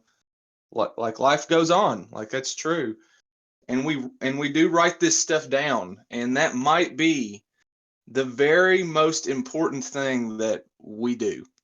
The most important thing that we do is just what we're writing down, what we're leaving in stone, what we're carving in the stone, so that one day, maybe in the future, people can throw all this knowledge together and make it a little bit further. The buildings don't matter as much. The way that people dressed, all of that stuff, the civilization, it's maybe the most important thing is just what you're writing down and what and somebody cut later. and not just what we write down, but the stories that we tell and what we talk about, because it's like even before the written stuff there was the oral traditions that was like bringing the knowledge. Right. Yeah. But And yeah, that's, also writing down is good, but also yeah. like talking about it. Talking about it is good too, man. I love a good Yeah. story. Yeah, I think that's what their myths were. Like in the temples, they would talk about these myths and tell these stories, And I guess they had this blend of like both writing things down in this like symbolic language, but also keeping this myth alive from like all the way of the beginning. They started with this bull cult and with like Apis and Hathor, and they kept it going and they kept it alive for a very, very, very long time. And I think that's another part of why they lasted so long, because it's like the temples were, I guess, like, you know, like the source of the where they were telling the stories and where people would come together to hear these stories. But at the same time, it's like the stories itself is something that gets passed on generation after generation and tell about I guess like these things of the land there that is Egypt. So you could have this like dance going on there, so so things would like work well. And I think that's key in like how their culture in a way lasted in these many forms too. It did change and adapt, but it's like, but there's this like central element in it through these stories. Yeah, maybe that's another thing that changed too, you know, because I had this crazy thought when we were talking about, you know, Egypt falling, like, how could we have saved it? And I had this thought, like, what if we sent them AK-47s back in time? Would that help? Like, maybe they would make it. But no, because I was thinking, you know, maybe something deeper happened. Maybe their stories changed. You know, maybe they stopped telling themselves the right stories that resulted in this great Egypt that we all, you know, kind of look up to as an example and all of this stuff. And I feel like that's kind of happening right now. Like in the West, we're kind of confused on what story to tell ourselves. Like, what do we identify as? Who are we? Who are they? What's going on? And it's getting kind of muddled. It's getting kind of confusing. The hawk left the pharaoh at the end, like that was given the council near the head of the pharaoh, like in the statues. It left the pharaoh, it seems, before the pharaoh was gone. In a sense, like Egypt lost touch with herself after some time. Yeah. And how do But you I reconnect think, that? Like, I wonder if they, you know, did they stop doing a certain thing? You know, like, did they stop eating blue water lilies, or were they still having psychedelic trips, but they were like doing more self-centered things? Or, you know, like the Aztecs, they would eat a bunch of mushrooms before they killed somebody during an eclipse on top of a fucking pyramid. Like, that's not good. I'm not saying the I, Egyptians did that, but did they do something that was probably not good with psychedelics? Because a lot of people talk about these psychedelics in a positive way, but there's a lot of negative ways you can do it too. They're like, well, I just hear a lot of people say, if you eat mushrooms, you're going to be a better person automatically. And like, well, maybe I, not. It depends on how you think and what you're I, tripping. I think it is more intrinsically human. When you are faced with a choice as you progress in life, you face with adversity. And depending on the choices and the answers you give also to these choices and how you stand, in a sense, you progress your life.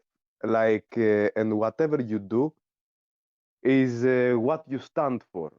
I think Egyptians, like through the passing of time, stop producing like this magnificence. Mm. Like with psilocybin or not, or whatever kind of inducing material you may use, you still have to take the choices and struggle in life, maybe in a more metaphysical way or in a broader way, but you still have to face adversity all the time. Like Ra, its time had to do the trip to confront Apep near the sinking of the night, and to come up again the next morning. Like imagine every 24 hours You had this passing of the sun and this great fight, and the sun has to go through the struggle to come up again the next day. And this is hard for humans too. Like there is no easy way or no shortcut, I think.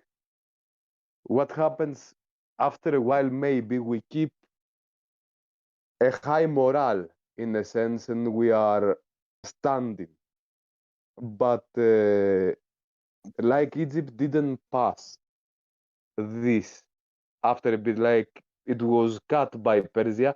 And in the same way, you don't see ancient Greece like come up again as a different power after the fall of the Pontic kingdoms during the Roman times. Like you have the Greek element strong in the Roman culture, but you don't see again Athens rises even before Justinian and become prominent, like to be a center of civilization. It is a strife against existence to a point, like a living anxiety. Rome to a point came out of it. That's why it became so powerful. Like it almost got destroyed by the Gaulish forces.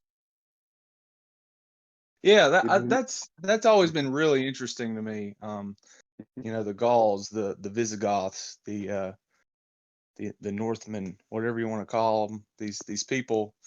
I know they had a specific name, but all throughout there, you know, the Romans were trying to find a way to expand in that direction, and all those people just started just fuck them up and put their heads on pikes and hang them from trees and really started to freak them out.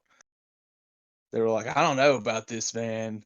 Um, they were so ordered and had all these protocols that they wanted to follow that they got overwhelmed by these people that were semi-chaotic in their tactic, kind of, you know, just brutal, coming in and storming and berserking all these people and messing them all up.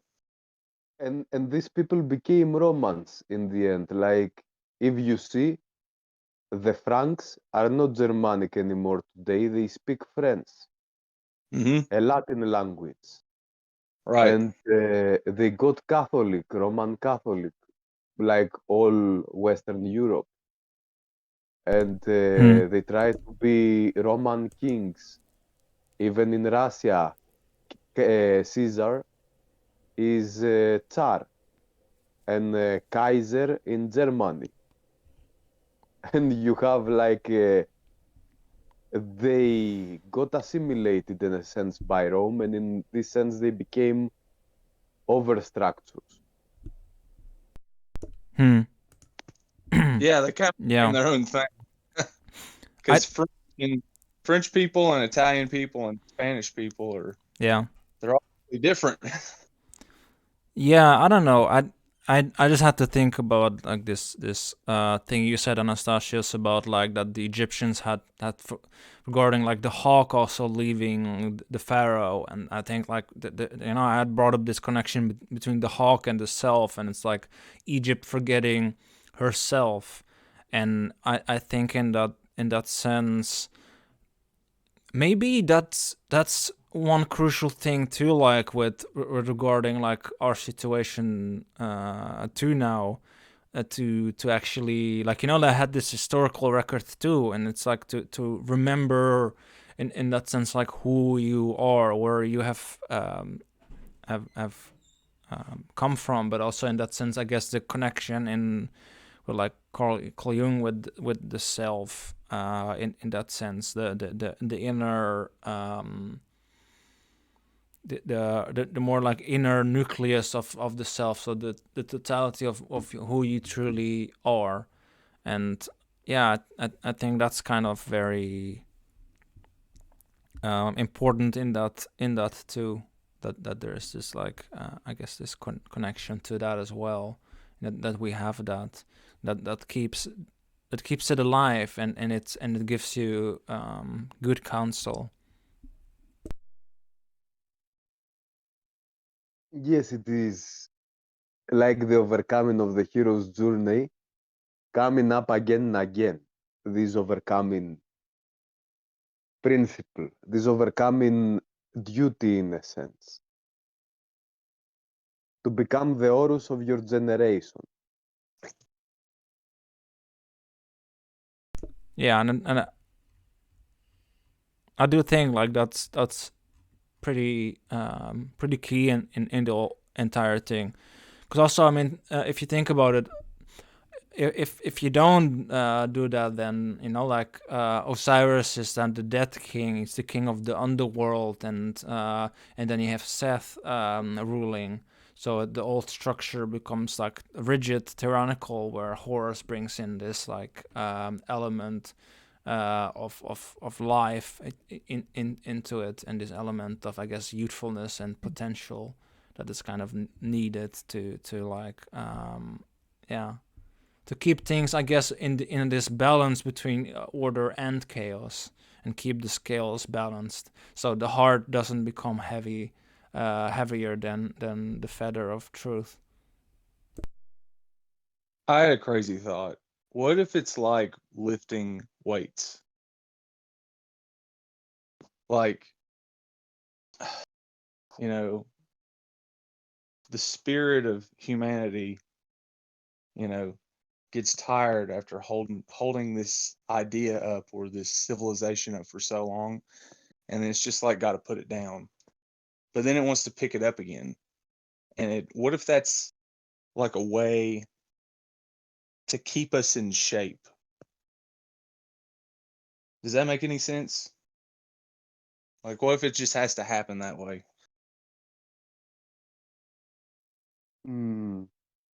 It is very interesting, this aspect, like forging yourself by difficulty. I think the next way is also like to act. You see, in symbolism, there is Atlas. Atlas was before becoming the pillar of the world. And also we talked about the pillar and like authenticity in the start about Djed as a concept in ancient Egypt. There is also the sense that at the second part you become a wrestler of fate. Like you start to struggle against what you don't want, instead just taking it, like you see in Nietzsche, the camel and the lion as symbolism. And at one point, like standing adversity, it is the stoic part. Then the lion can also be the fighting part and the overcoming. And also Hercules tamed the lion at one point. He is something like the struggler through time, but then again he made some grievous mistakes out of his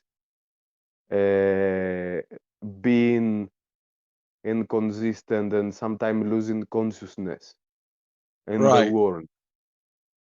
So I think it is about claiming our life ourselves.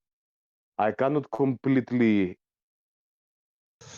bring it up the right way, but it is something like becoming the masters of our fate, in a sense, overcoming fatality.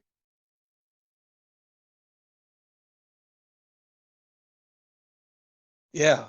Yeah, like we could become so weak and blunt that we die. And I'm just thinking about these challenges that we just heap upon ourselves. And then everything kind of just falls down. Like everything's going really well and everybody's getting along. Everybody's making money and everybody's got like a nice house and this is great. Let's just fuck this all up now because we're getting too comfortable. It is not, I think this is not even like, and this is where Ma'at plays, and justice in the cosmic level, the key. There is the right way to do things, like one can enjoy life if we don't give so material, how can I say, like so material merit to the accomplishments that we succeed to. If our accomplishments are more far-shooting, and the person who is the most ambitious, in a sense, because he really wants to touch what's real and he sees himself in a pragmatical way, he will see his ego also lower to have a clear sight. Like, it is the drive of people to seek truth, like, and you see it from Thoth in ancient Egypt a lot. He is the master of all craft, and also he is really helpful. But because he also keeps going forward all the time, like, he doesn't stop moving and keep pushing. And also Horus, after he defeated Seth, he gave his eye to his father, like he made his father again a force to work for this type of justice. He promoted the future in a sense. He gave hope. Mm. So it's like continual balancing act of keeping these polarities in check, not too much of either chaos or order, and to keep balancing it. To have the right choice in a sense, like to clear the game. And then you play another game, but for the time being, you progress the history.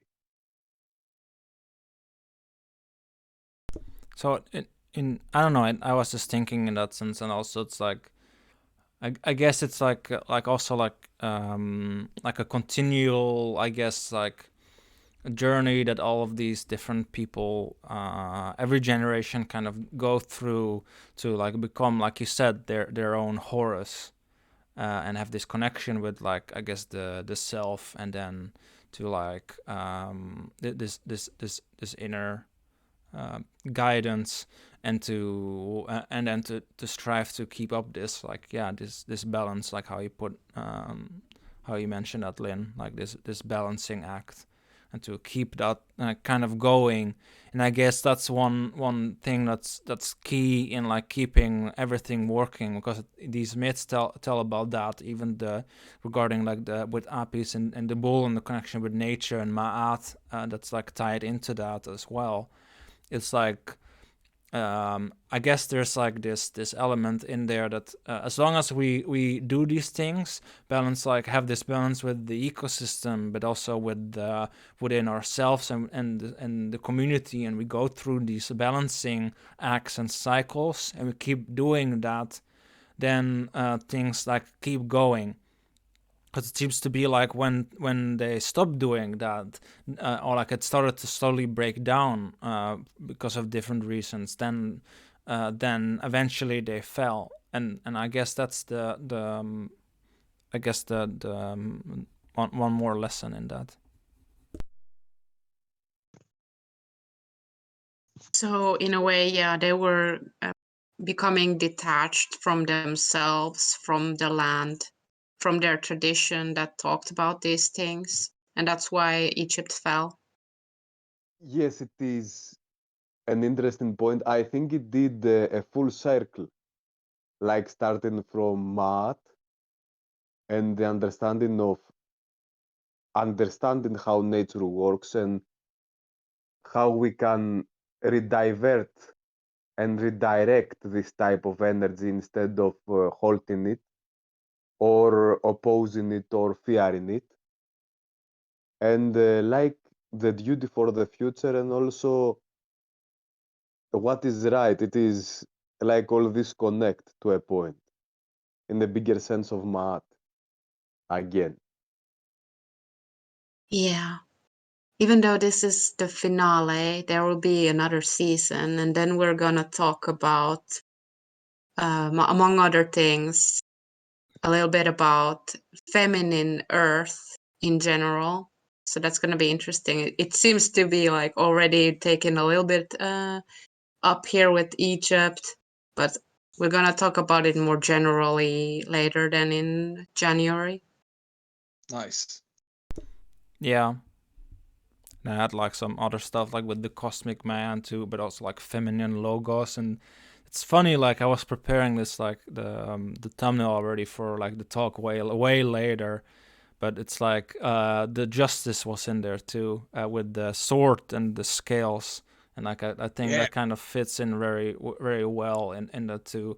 And it's like a lot of symbols that are normally not so much like talked about. And I think like with Ma'at, they had that feminine logos in there with like this symbol that there's that too, but like with Hathor and Sekhmet, the also the full femininity as well, this whole range of it.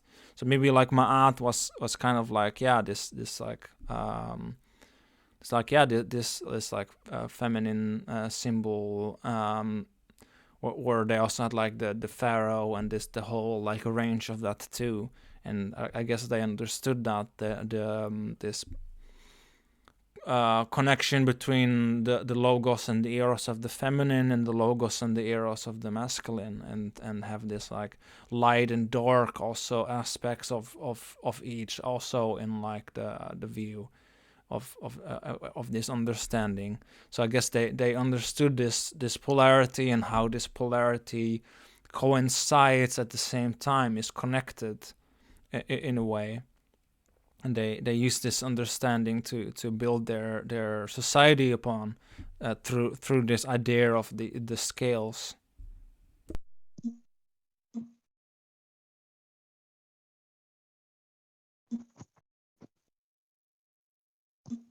Yes, this is very interesting.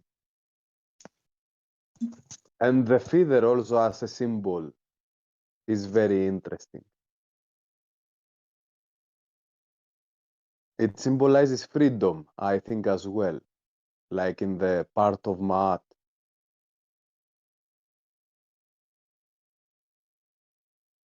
Being free from our heaviness.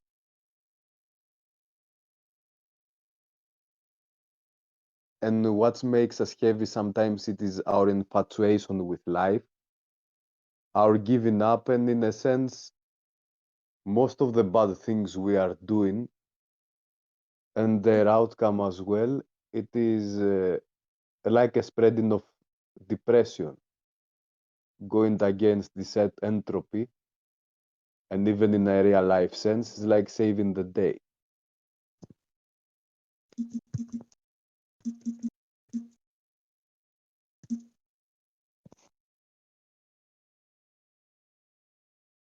I think that's right there. Like it ties in with like the heart also, like the heavy heart, and I think like, yeah, that there's this sense of that really in it too, the truth, but also I guess the freedom then, and this like I guess the lightness of the heart, and maybe like it's in that sense also like I guess knowing like how to it's like this idea of like the bow, and knowing how to like to pull it and aim right, but it's at the same time it's like the masculine and the feminine is in it, but it also this balancing, or like it balances things out as well, like it there's, I don't know, this balancing aspect in it too.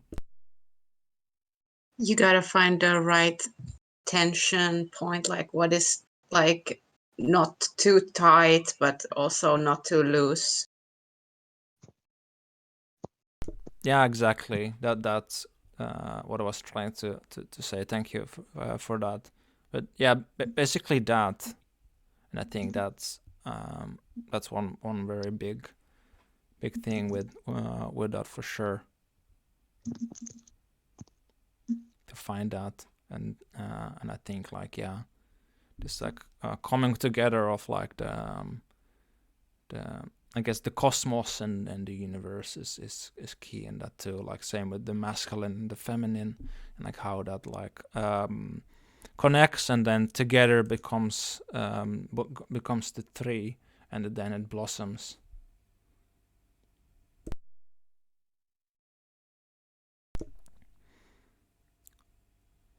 But I don't know if any of you guys still have more to say regarding the topic of Egypt, or if we should like soon wrap it up. I have a lot to say, but I don't Okay. want to just jabber on and on and on. I mean, if you have more to say, go ahead. I mean, we can still talk for a bit. I mean, well, just I was just Yeah. writing down some notes okay, about the we're talking about, and just some stuff was popping into my head. okay, great. So I was just thinking about America. You know, we're talking about America, just kind of cherry picking all of these different beliefs, and you know, Egypt and Rome and Greece, and here in one big country. And not only that, you have the Hindu religions, and you have the Taoists from, you know, the Asian countries, and everybody living here. All of this stuff being blended together. The concepts of, you know, Asian business, and the way they do technology, all blended together. I think there's a lot of alchemy to that. And I think that's a lot of stuff kind of borrowed from Egypt. I think it was called like Kemet or Kim or something like that, and that's the root word of chemistry. And they were doing chemistry over there, and a lot of this alchemical, not only literally like with actual elements to make medicine or dyes or what have you, but metaphorically and spiritually too. There's this spiritual alchemy possible.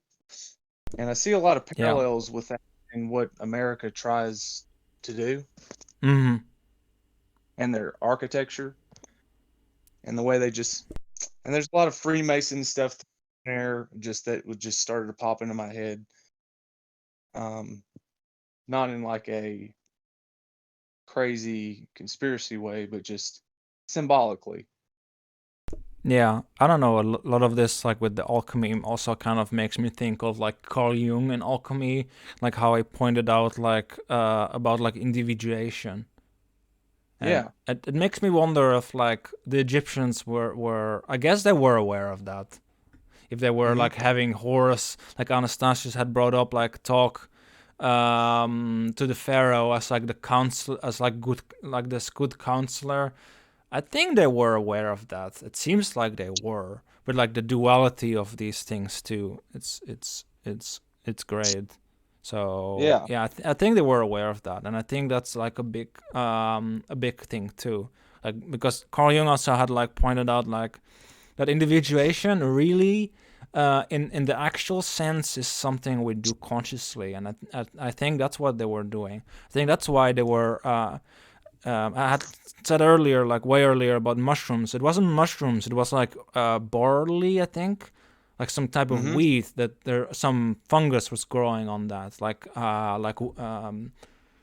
how something grows on like bread. But it was some type that they also used next to like what you had said, and I think that.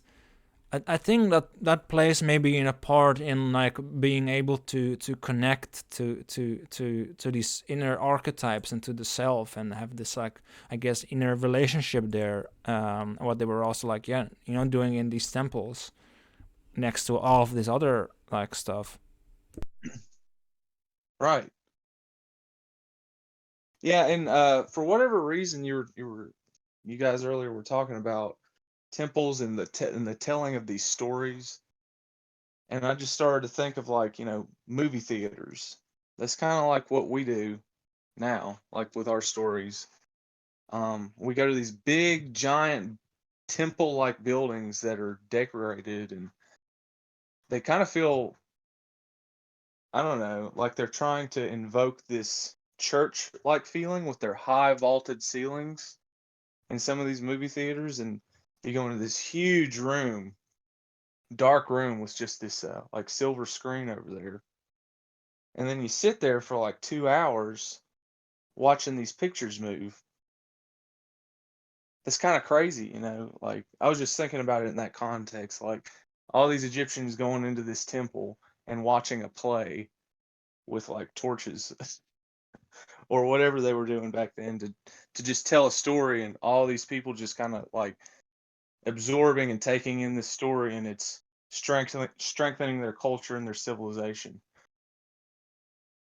making it go in like a direction because of all the stories they're telling. But exactly how do you tell these stories? Well, somebody gets up on a stage or something and Yeah. acts it out, or they tell it around a campfire if you're not in a great stone temple society. But there's usually still fire or light or something Yeah. that people gather around and look at.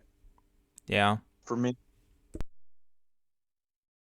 anyway, I I probably like the communal aspect of it seems important, like that they were coming together, because that would like make them also interact in other ways, not just with the stories, but also like they were seeing each other there and they were mingling probably. So I think that's part of it too. Yeah. I don't know, like I read something regarding like the like Elysian mystery schools. It's from like later in like Egypt. There's like a link to like Göbekli Tepe with that too. But they integrated some of the things from like the knowledge from Egypt also into it, like from the cult of Isis, and some of the stuff from there.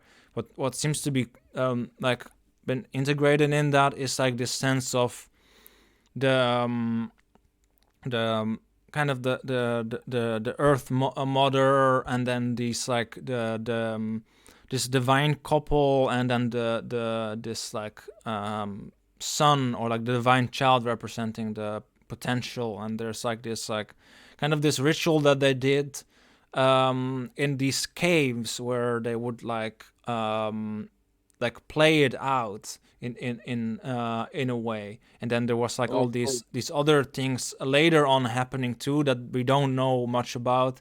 And I was just wondering like if they were maybe like doing these plays, and maybe at the same time were like taking these like different maybe substances at some points too in that, and like had this like I guess communal play going on, and at least.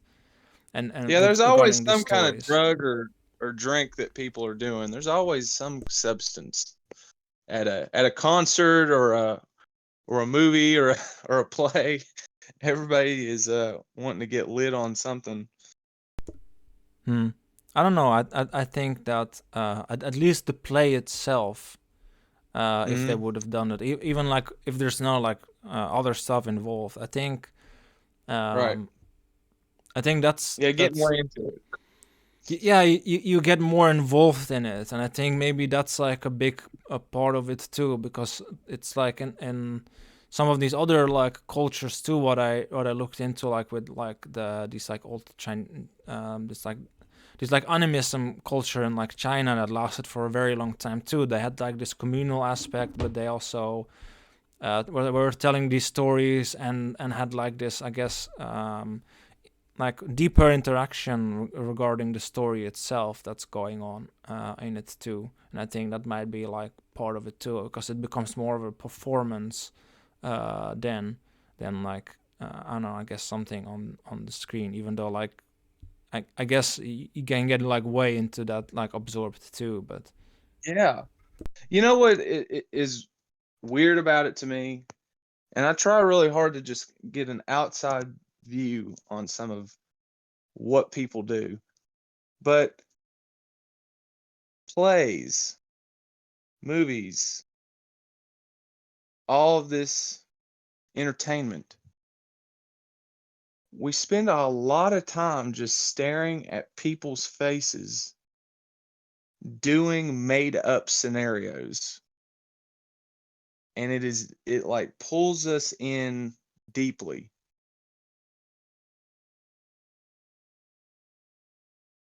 There's also like singing too, but like singing in a choir or singing together a song or whatever. People love doing that too, but it's kind of weird.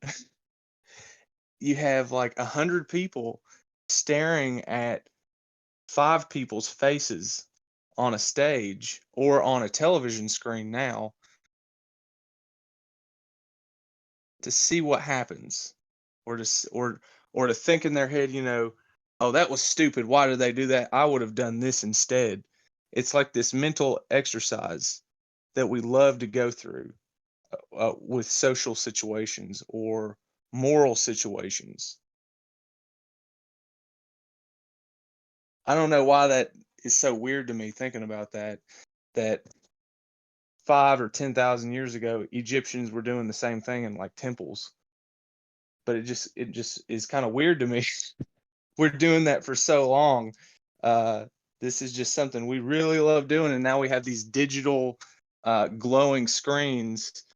And a lot of people spend a lot of time doing that now, just kind of staring at people's faces and like close-up shots of their face moving and reacting. They're happy, they're sad, they're angry. Yeah. Yeah. Can I say something about that? It makes me Sure. think about like that. Yeah, it is, in a way, it can be very good to listen and hear stories and such, but then if it gets like too far that it's like you're not participating in life yourself, you're just watching others do things, then that becomes like unbalanced, and then you kind of need to also get more of the acting in the world into you, like integrated. Yeah, just like in the modern day, it seems like some people have it like a bit too much, that they just take in information and they are not really like expressing themselves much, or so it seems. Well, so I have a segue thought to that. Expression, like unrealistic expressions. And I think about like some Japanese theater and the way that they kind of have these really wild costumes and they act in these extraordinary parabolic behaviors, just moving around real big and being real loud and over expressive. And then you got cartoons.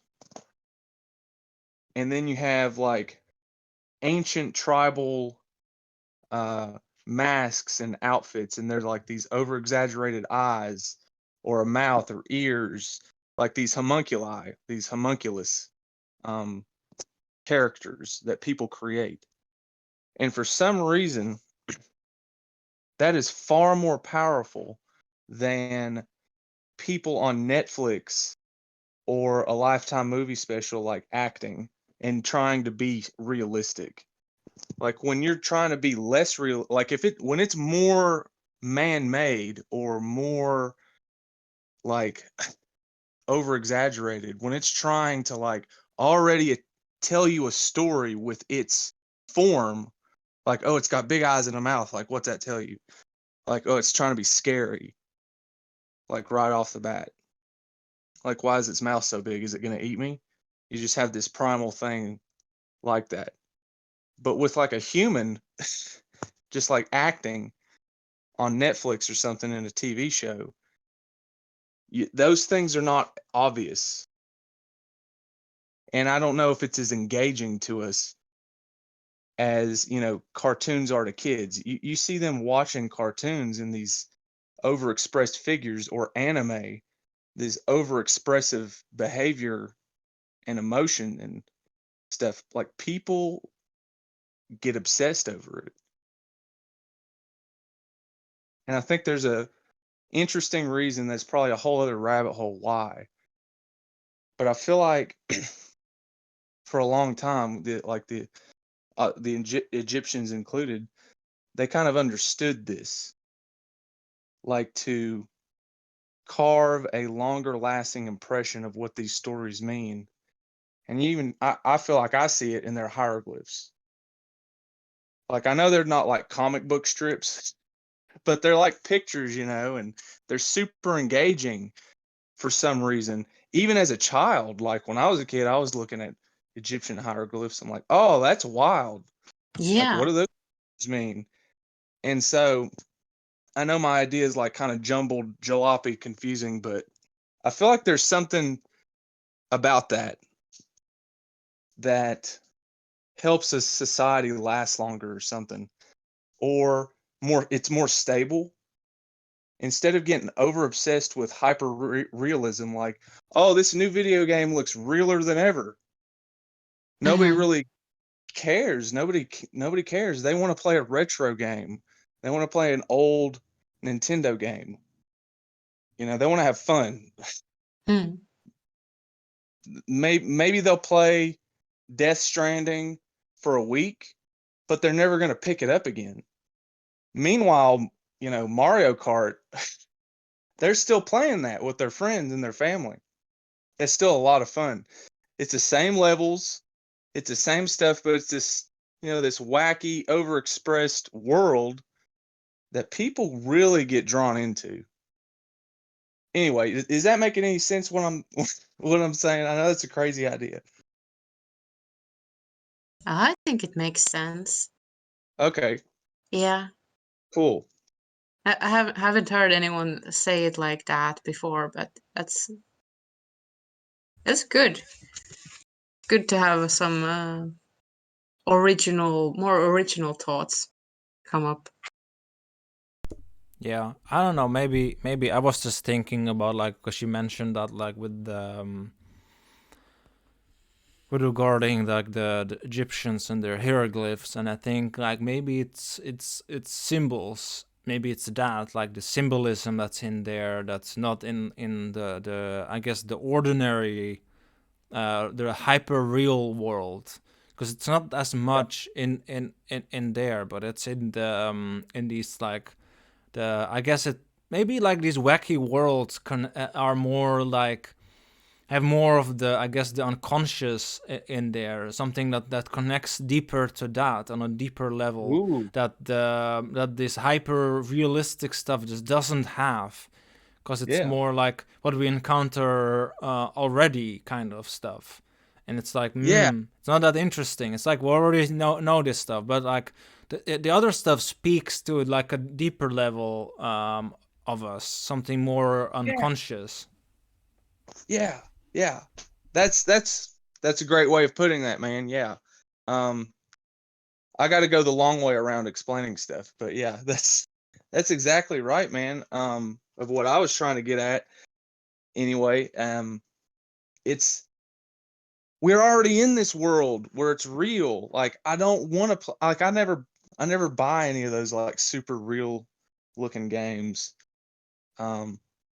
It's just like, I don't know. I played Red Dead Redemption. I thought that was super cool, but that was more like, what was it really like in the Wild West?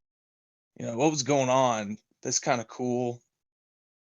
I don't know, but the whole appeal wasn't like, oh, it looks so real and all that. Like, it was just kind of, oh, that'd be cool. You're riding around on a horse and robbing trains or whatever, and you're like this dude with a bandana and whatnot. But anyway, a lot more people are playing, Mario Kart over and over and over and over again, or Spyro the Dragon, or Jesus, I don't know, Mortal Kombat. People still play that, I know. Just these super old games that do not look real. And cartoons, like some people are still watching cartoons from the 60s, like Looney Tunes and stuff. There's some kind of draw and appeal to that I don't know, that Yeah. over the top expressed colors, and oh, it's a talking coyote and a talking Yeah. rabbit. I don't know. It just mythical fairy tale fantasy sci-fi all together into our media now, and it has all of these little nuggets of kind of meaning, our stories. I've said this for years, that Comic-Con conventions are like like a religious revival, because Yeah. where I'm at, like Christians, they'll have this revival, like when people are kind of getting down, or churches around have low attendance, and then they'll have a revival where all churches are welcome and people come, and there's a band singing and everybody's getting super psyched, and I feel like Comic-Con conventions are like the same thing. Like, you go and you're surrounded by a whole bunch of people that care and love the same kind of things that you do, and you get super psyched about this story of like morality, and everybody kind of role playing these ideas out. Yeah. I don't know. It made but cartoons made me also now like kind of think about like the Miyazaki movies too. It's like I recently then had seen quite some of them, and I don't know. I must say that they speak more to me than like some of like some other like stuff that normally would be on I don't know, like other stuff that's more, I guess, realistic, or in that sense. It's more about like about just the everyday world kind of thing. It's like it has like these like elements in it, but it also has more in it. This symbolic language that is in it, and I think that speaks a lot to us, and I think that's why it's so powerful. Yeah, dude, that's a great example. Like, I think that Miyazaki dude does that. He understands that dance between symbolism and meaning and telling a story, and something that you will remember forever. Something that's just like unmistakable, undeniable. Like, if you saw like a little silhouette of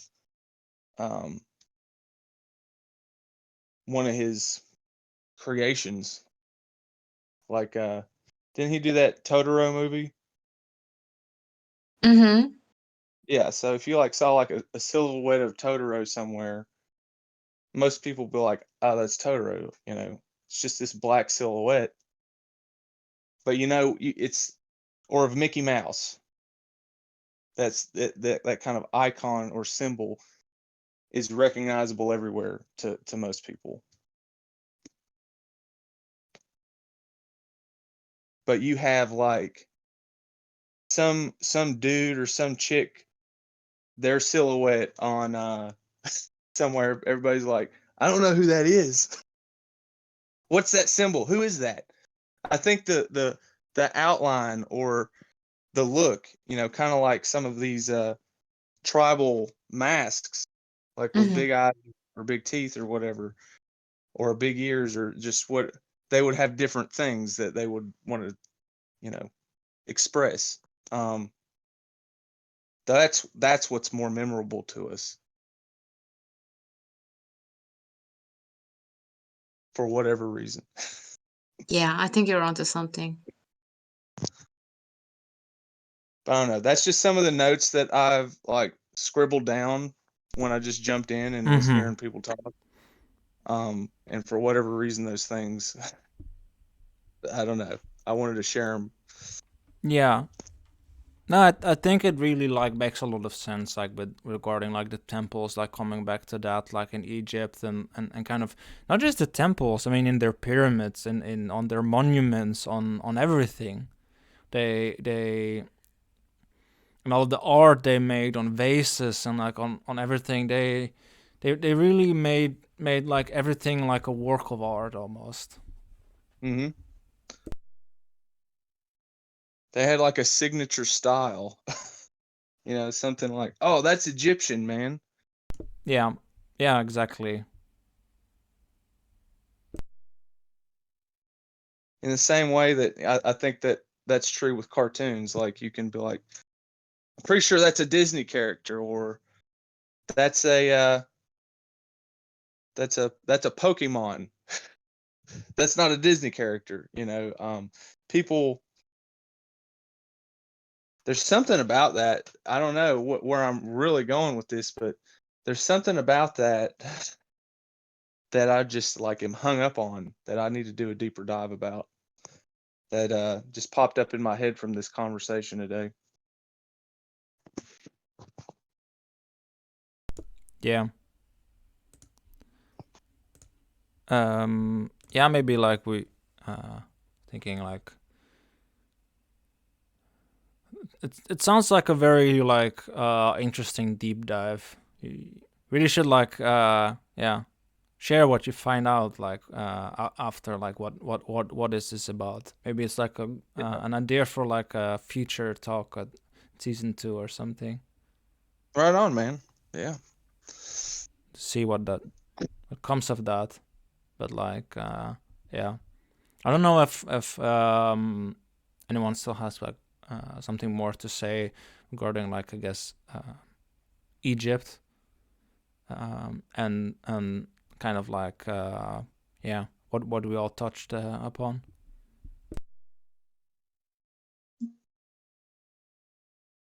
Well, it was a nice talk. Mm-hmm.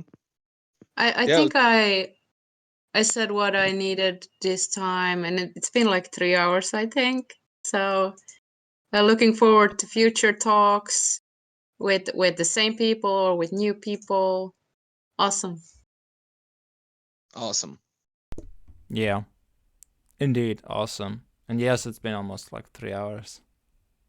Oh man. Wow. Yeah, Yeah. that's it's a lot. You know, Egypt is vast and indeed like a deep rabbit hole to dive into. Right. But Yeah. I think we You- brought up like good points. All. Ex- Yeah. Yeah, I don't know. It's yeah, just, man. it's awesome to wrap it up or like this like these team talks until next year with this like a talk like this. It's like Yes. yeah, really happy about all of this and about like everyone who has been on the moment podcast so far. And yeah, if anyone wants to join for next season, have any like ideas or anything else like that they want to like bring up in like either for future talks or anything about Egypt, like you know, like can put it down in the comments or join the Fox then. And with that said, I think I'm gonna end the recording.